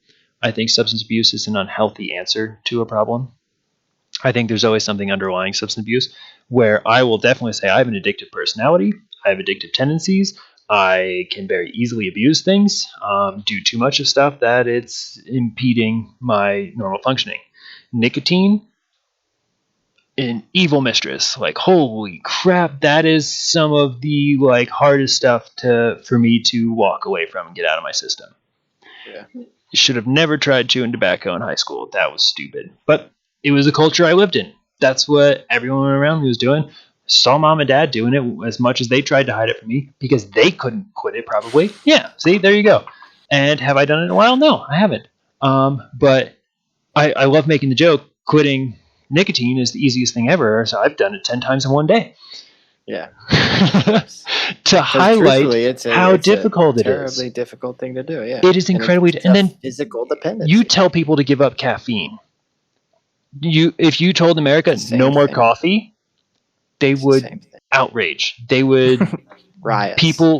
There would be riots.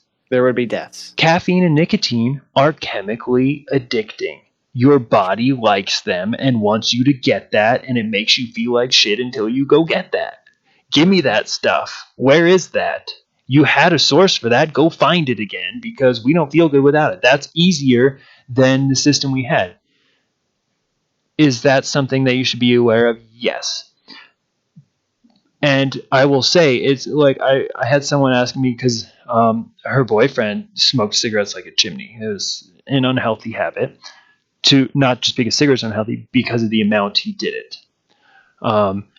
And me having experienced nicotine and the struggles that it presents, I was like, you clearly don't understand what it's like to not want to do something, but want to do it more than anything at the same time.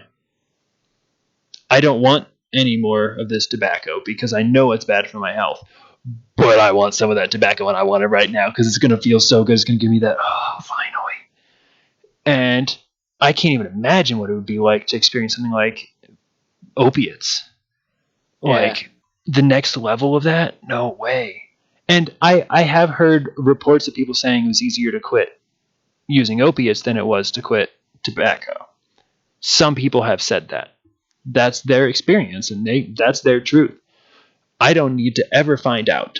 Nope, Yeah, same. not going to play that game because I have a hard enough time like not playing too many video games or not staying up too late watching YouTube videos about like water and how it functions on Earth. Like, I've learned I need to be careful with addictive or potentially addictive things because I get carried away pretty quick.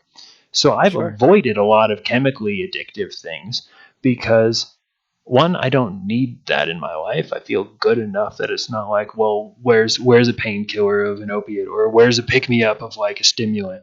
I don't need that most of the time. I like being right where I am for the most part. But I could also take things out of hand pretty quick.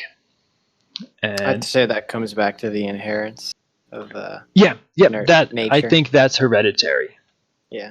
But at the same time, I don't know of many families that have a long line of people who weren't addicts or abusers. Like both sides of our family, there's plenty of people who've abused substances. And I think everyone I've ever talked to, maybe not their immediate family, but somewhere in the tree, there's people abusing substances where it's like, okay, yeah, so you there's have problems you here. have the gene, right? You have yeah. You have an increased likelihood to have it happen to you, but your environment has taught you not to. Right. The environment. That feedback. I heard that too. It sounded windy. Yeah, I don't know what that was. Aliens. The environment might trigger those genes, or trigger them to turn off.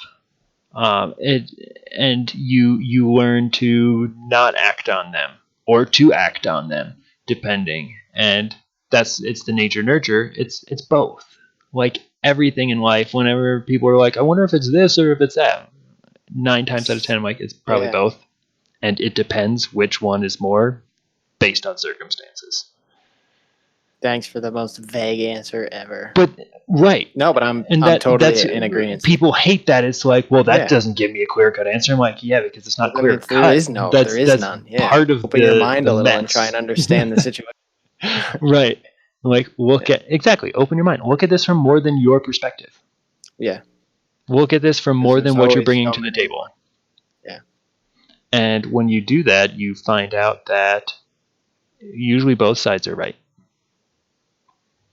Almost every time. Because if they weren't, they wouldn't be on that side. Now, are they totally right? No, but neither side is totally right most of the time. Again.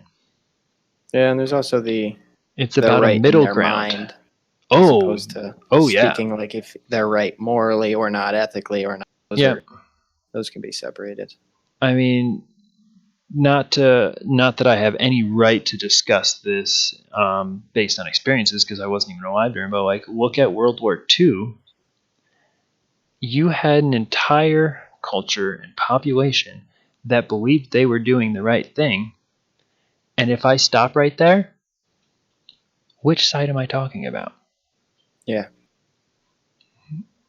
Talk about that with any war. Yeah. Yeah. Although Vietnam was a mixed up one because there's a different view between a lot of the soldiers versus the people deploying the soldiers. That was like... There was people who didn't think it was right, and they didn't think their team was the good guys, but they were there. What war are we talking about? Fair enough. But Vietnam was exceptional. No, but you're correct. Like World War II, the Nazis believed they were doing the right thing. Hitler believed he was doing the right thing. Was Yeah. he a mess, and did he have severe mental issues that led him on a very skewed path with the most horrific means ever? Yeah. And I shouldn't say ever, because there was other horrific things like that happened that people seem to gloss over. I think maybe because they happened earlier in time, or they didn't affect as many white people. I don't know. Oh, That is just both sides think they're doing the right thing, or they would stop doing it. yeah. Like, and there's people who went to Vietnam who have the thought of like, I don't agree with why I'm here, but I chose to be here because I care about the people that live in the place that I live.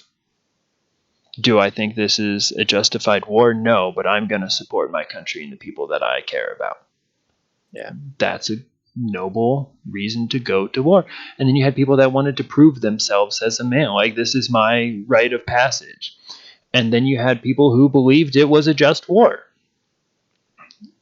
But each time, they were motivated by what they believed they should do. Yeah. And if you put yourself in that person's shoes through their whole development, you'll do the same thing most times. That it makes it really easy to empathize with people when you realize you'd probably do the same thing. Yeah. But If it's you almost were them. impossible to know the whole story. Yeah. I mean, it's hard to know the whole story of our own lives. Yeah. Especially for me, I don't remember a lot of stuff. And not like there's huge holes in it or anything. It's just like, I don't remember names. I don't remember dates like other people seem to. I don't remember as many like quotes from movies or whatever. That's not. I got that. I got that covered. You've got that one covered. Yeah. And that's just an ability I don't have. But like, no one remembers anything perfectly. No one remembers everything. Yeah. That would be awful. I really think that would Yes. be awful. And now that we're having things like, people are putting, like, from the time they're so little, they're on social media stuff that is recording everything all the time. It's like, how do you escape like those stupid phases of your life? Seriously. Which it might just lead to people having to own all of that, and then it'll be a huge breakthrough and blossom. But right now, it's like people are getting chewed out for anything that they said in the past that wasn't in alignment with how they act now. And everyone's a hypocrite because we grow and we change. Right. I don't agree with what past me believed. I was an idiot because It's I like, didn't know any better. yeah, I it's know just like better now, and later I'll know more. taking more information, throwing it into the pool of already existing information, taking a step back and now re-looking Yeah, at the same pile, which is now a different pile. And exactly. you draw your own conclusion out of this new pile, which can be totally different or totally the same or somewhere in the middle. Yep. And that whole process is the important part of always learning, Right. and always growing that pile, and always, being accepting of these alternative, pieces of information that can shape and shift things. Yeah, and that acceptance part is hard because you have to accept that you've changed. And you have to accept that you're different. And you have to accept that means your identity has changed too. Why does that have to be a bad thing? Because I worked so hard to be this person and to meet all these expectations of everyone else and to please everybody. And in this way, if I don't do this, my support system will leave me. Terrifying. I'll use an extreme example of like the Mormon church. If you stop conforming to the identity of being a Mormon, now all of your friends and your family disown you. You have nothing. That's terrifying. So I'm not going to go against that, because if I go against that, I'm on my own, and I don't know that I can hack it on my own, because people, they don't do it on their own. We do it together. Yeah. We're a social species. Like, that just doesn't happen. And the fact that we've designed cultural pockets that function in that way, where if you go against the common belief, that you'll be rejected, but the common belief is based on somebody else's truth rather than an ultimate truth. Like, everyone needs to drink water. That's an ultimate truth. if you stop believing that, whatever, like you're just not going to be part of our team, that's fine. But if you say that everyone needs to have blonde hair and blue eyes, and if you don't conform to that, then we're going to kill you. Whoa, whoa, whoa. That's just based on somebody's belief. That's not an ultimate truth. And if it is, like, well, I guess I'm screwed up. So I don't know. But that's not an ultimate truth, in my opinion. And most of these I'll call them cultures or ways of being that hold that strong sense of you need this identity, which I think our culture really holds in a lot of areas. You have to be a successful person, a successful father, mother, husband, wife, brother, friend, business person, financially successful, all like these expectations of success. And if you don't meet them, but the belief of what success is not necessarily based on a truth. It's based on what people believe in that cultural group. Keeping up with the Joneses. Yeah. And I think that led to a ton of people faking it. And I think that's what social media is doing too, is people are taking multiple pictures before they post one. Or the whole like, oh, I woke up like this thing that everyone knows isn't true. Or it's just like they're trying to present in a certain way because they It's want like to look like they're keeping up with the Joneses, even though they're not. it's the expression like buying things with money you don't have to people you don't even like. Yeah, yeah, and I think that's happening constantly, and people are Every day, refusing always. to acknowledge it. Where I'll say, yeah, I probably bought into that plenty of times because I wanted to be accepted socially, Yeah. and that's a normal thing. But I think we've swung so far into like a dysfunctional stance on that. It's like, whoa, It's too late whoa, back up. We're way too deep now. And that's where like I used to have a defeatist mentality on it, where now I'm just like, man, I'm gonna see what happens. Either we're gonna gradually grow out of this, and I'd be happy to be someone who's planting seeds to help grow out of that, or it's gonna crash and burn, and then we're gonna get to see what comes out of it anyway. Because when there's a forest fire here, you see growth afterwards, and it's really good. But a lot of times there comes a lot of death and destruction with those types of things, and I would like to think that people don't have to go through a huge collapse and like catastrophe and crises to change. But maybe we do. And I'm just along for the ride. Yeah, honestly, that's all you could do at this point. Because again, it's impossible to know everyone's whole story. So the way that they're going to react, or need to, what kind of catalyst to start that whole reaction, Right. and how it goes is individual. Definitely. But for the sake of, I believe you have work tomorrow, and we've Sure been do. going at this for a couple of hours already, believe it or not. I know. I just looked. It's Yeah, it's 10 o'clock your time. It's 8 o'clock here. Nikki's bothering me. I think she needs to go out. So yeah. So let's do our reflection period. Just kind of any takeaways or things you thought about. School is useless. No, I'm just kidding. No, I know. Really, I just think one thing that, just based on everything that we talked about, is I'm gonna do my best. I'm just gonna be nicer to people. I think because it's that's a good way to start. We're all in it together. Yeah, man, we really are. Nikki's in it too now. Yeah. But we're going through something, no matter how big or how small or how much. But people, we all got our own demons. Mm-hmm. So just be a helping hand instead of anything else. Just be a light in a dark room. So, and to offer that helping hand, you have to have your feet on the ground, though. Sure. I've several times today thought about the quote when I didn't say it because I don't remember who said it or that's exactly me with how almost it every went, quote. So just give it like to me. I'm definitely mixing two of them up together, but it's like you need to be the change you want to see in the Yeah, So, be the change you want to see or in the you, world. maybe that's what I'm And thinking. I forget who that Or is you, too. And most of the people who Dalai listen Lama. to this, no, I think it was a president. And we're both probably so far off, and everyone's freaking Bill out as they Clinton. hear that.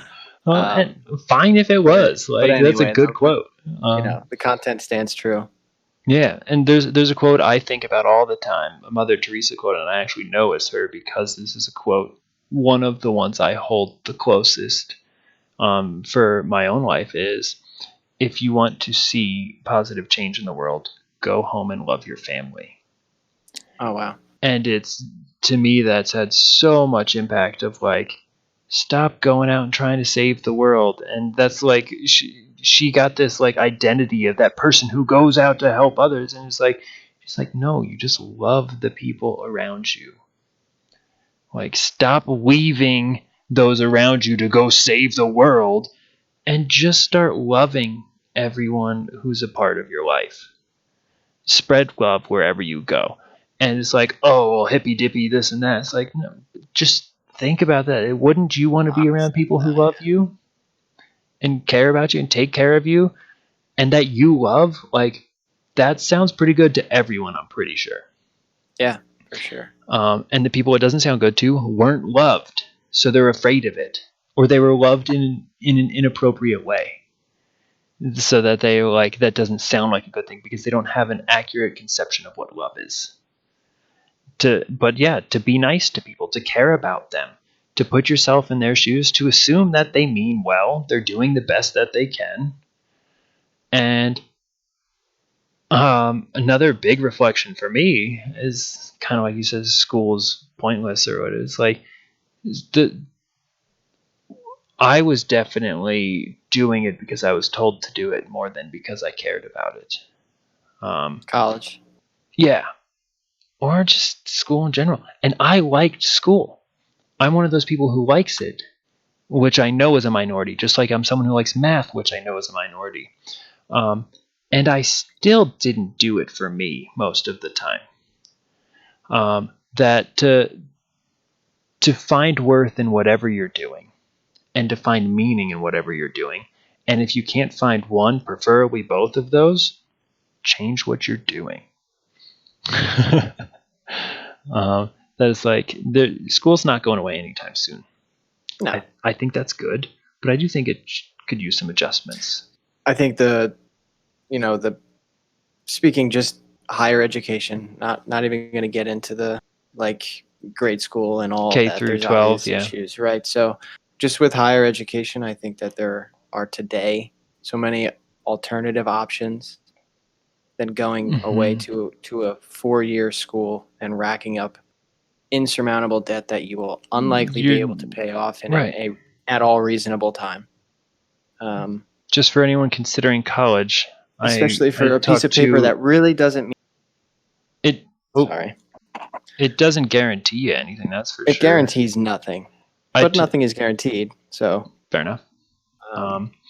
I talked to an accountant, and this is something that's like, you're telling me this now. I wish someone told me this before I went to college, so that I've been sharing it to anyone I know who's considering college. If you won't end up with it, if you don't know that you'll have a job that has an annual salary equal to or greater than the entire student debt you acquire through your degree, you'll likely never pay it off. wow. So an annual salary of the total amount of debt. Yep. So unless you know that people don't have an annual salary of 1 year of college, let alone right. 4. Welcome to the crisis of the upcoming ages, who will never be out of debt. We're in it. We're already there. Yeah. And the debt is growing exponentially, out of control. And no one's getting out of it. No. Some people are getting out of it. Most people aren't getting out of it. They're just deferring it, and it's accruing, and the interest is building, and it's like, what next? But on that note, before we just get into a deeper discussion, no, I just started ranting again because I do that. I'm going to say thank you, Tim. We talked about a lot of cool stuff, and it was my pleasure. I miss you, buddy. I wanna keep catching up with you, hearing your Let's perspectives do it on things. again. Yeah, that's. I have, We like I definitely said in the have plenty beginning, more things. I have questions to have you start with. There's some talking points I'd want to hear what you have to say about. I So feel like I missed that, and you if you did. had said that in the beginning, oh wow, sorry. It was when we were having our lag issues. Oh, okay. Yeah, Yep. sure, absolutely. So yeah, we've got plenty to talk about, and Yeah. we're pretty good at it. It's easy for Sure, maybe us. we'll break these up next time into a couple Yeah, segments or segments. something. Awesome. Well, All right, brother. on It was a that pleasure. note, thanks, Timmy.